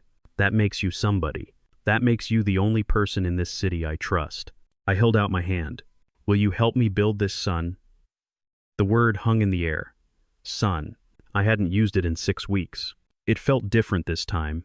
It didn't feel like an obligation. It felt like a choice. Jamal looked at my hand. He looked at the portrait of Beatrice. He wiped his face with his rough, scarred hands. He reached out and gripped my hand. His grip was strong, honest. Yes, sir, he whispered. I won't let you down. I believe you, I said. We stood there for a moment, the old architect and the young apprentice in the quiet office, surrounded by the noise of the work floor. I felt a weight lift off my chest, a weight I had been carrying since the funeral. I wasn't leaving my legacy to biology anymore. I was leaving it to merit. Okay, I said, breaking the moment. Dry your eyes. We have work to do. I walked back to the desk and picked up the phone. Quit your job at the grocery store, I said, and throw away those boots. We are going to get you some steel toes. We have a site inspection at noon. Jamal smiled. It was a smile that lit up the room, a smile full of future. Yes, sir, Mr. Reggie, I corrected him. To you, I am just Reggie. I watched him walk out of the office, his head held high, his step light. He walked differently now. He walked like a man who had a future. I turned back to the window that overlooked the shop floor. I saw the sparks flying from the welding torches. I saw the dust motes dancing in the light. My biological children were out there somewhere struggling, learning the hard lessons I should have taught them years ago. Maybe they would make it. Maybe they wouldn't. That was up to them now. But in here, in the house that Beatrice and I built, the lights were on. I sat down in my chair and pulled out a fresh sheet of drafting paper. I picked up my pencil. I had a new project to design. And for the first time in a long time, the foundation was solid. I sat on the balcony of my apartment in the 16th arrondissement, watching the lights of Paris flicker on against the twilight sky. The air was cool and smelled of rain on limestone. In my hand, I held a glass of water. It was just tap water, but it tasted better than the most expensive champagne I had ever bought for a launch party or a wedding reception. It tasted clean. For 40 years, I defined fatherhood by provision. I measured my love in square footage and horsepower and in credit limits. I thought that if I paved the road in front of my children with gold, they would walk somewhere magnificent. I thought that if I removed every stone from their path, they would learn to run faster. I was wrong. I didn't teach them to run. I taught them to be carried. By shielding them from the rain, I ensured they would dissolve in the first storm they faced alone. By giving them everything, I deprived them of the only thing that actually matters, the pride of earning something. I thought about Marcus. He was probably closing up the restaurant right now, mopping the floors, his back aching, his pride in tatters. I didn't feel joy out of that image, but I didn't feel guilt either. For the first time, Marcus was learning the physics of the world. He was learning that respect is not a title on a business card. It is the way you treat the person mopping the floor next to you. And now that he was the one holding the mop, maybe he would finally understand the value of the man holding the pen. I thought about Nia. She was living in a world without safety nets. She was counting her tips to pay her electric bill. She was tired. She was scared. But she was alive. She was no longer a mannequin in a window display I had paid for. She was a woman in the arena. If she made it, she would know it was her victory. If she failed, she would know it was her failure. That is a dignity I had stolen from her for decades. I thought about Darius. He was in a cell or perhaps out on work release by now, sweating in the sun, his hands blistering. He hated me. I knew that. He cursed my name every night, but he wasn't gambling my money. He wasn't driving drunk in a car he didn't own. He was facing the wall he had built, brick by brick. I took a sip of water. People would call me cruel. They would say a father never abandons his children. They would say that blood is thicker than water. But they are wrong. Blood is just biology. Loyalty is a choice. Character is a choice. I had spent a lifetime building bridges for people who only wanted to burn them down to stay warm. I had been an architect of steel and glass, but a failure as an architect of men until that Christmas Eve. That night when I burned the photos, when I cut the lines, when I locked the doors, I wasn't destroying my family. I was saving them from the rot that had set into the foundation. It was an amputation. It was brutal. It was bloody. It was necessary. You cannot cure gangrene with a Band-Aid. You have to cut. I looked at the phone on the table. It was silent. No demands, no insults, no fake affection used as currency to buy a new purse. I looked at the photo of Jamal that Cohen had sent me. He was wearing a hard hat, standing on a job site, holding a set of blueprints. He wasn't my blood. He didn't have my last name, but he had my spirit. He had the hunger I used to have. He treated the work with reverence. He was the legacy Beatrice deserved. I leaned back in the chair. My knee throbbed a dull, familiar ache. It was going to rain. I welcomed the rain. For years, I had lain awake at night staring at the ceiling of my big empty house in Chicago, worrying if Marcus was happy, worrying if Nia was safe, worrying if Darius was in trouble. The anxiety was a constant hum of background radiation that poisoned my rest. Tonight, the hum was gone. I didn't worry about them anymore. They were adults.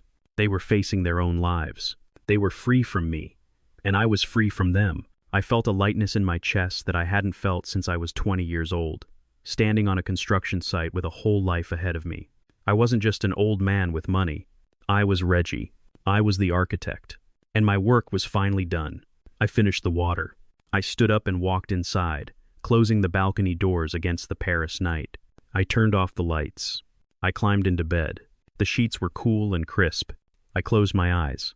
There were no ghosts in the room. There were no regrets waiting in the dark. I had loved them enough to let them fall. And for the first time in 40 years, I slept. I slept the deep, untroubled sleep of a man who has balanced the ledger and found peace in the bottom line. True legacy isn't about the millions you leave behind in a bank account. It's about the values you instill while you're still breathing. I spent a lifetime building bridges for my children, only to realize they were using the wood to build their own pedestals while waiting for me to burn. You cannot buy respect, and you certainly cannot inherit character. Sometimes the most loving thing a parent can do is cut the safety net and let their children face the gravity of their own choices. A family is built on loyalty, not transactions. Respect is earned, never owed.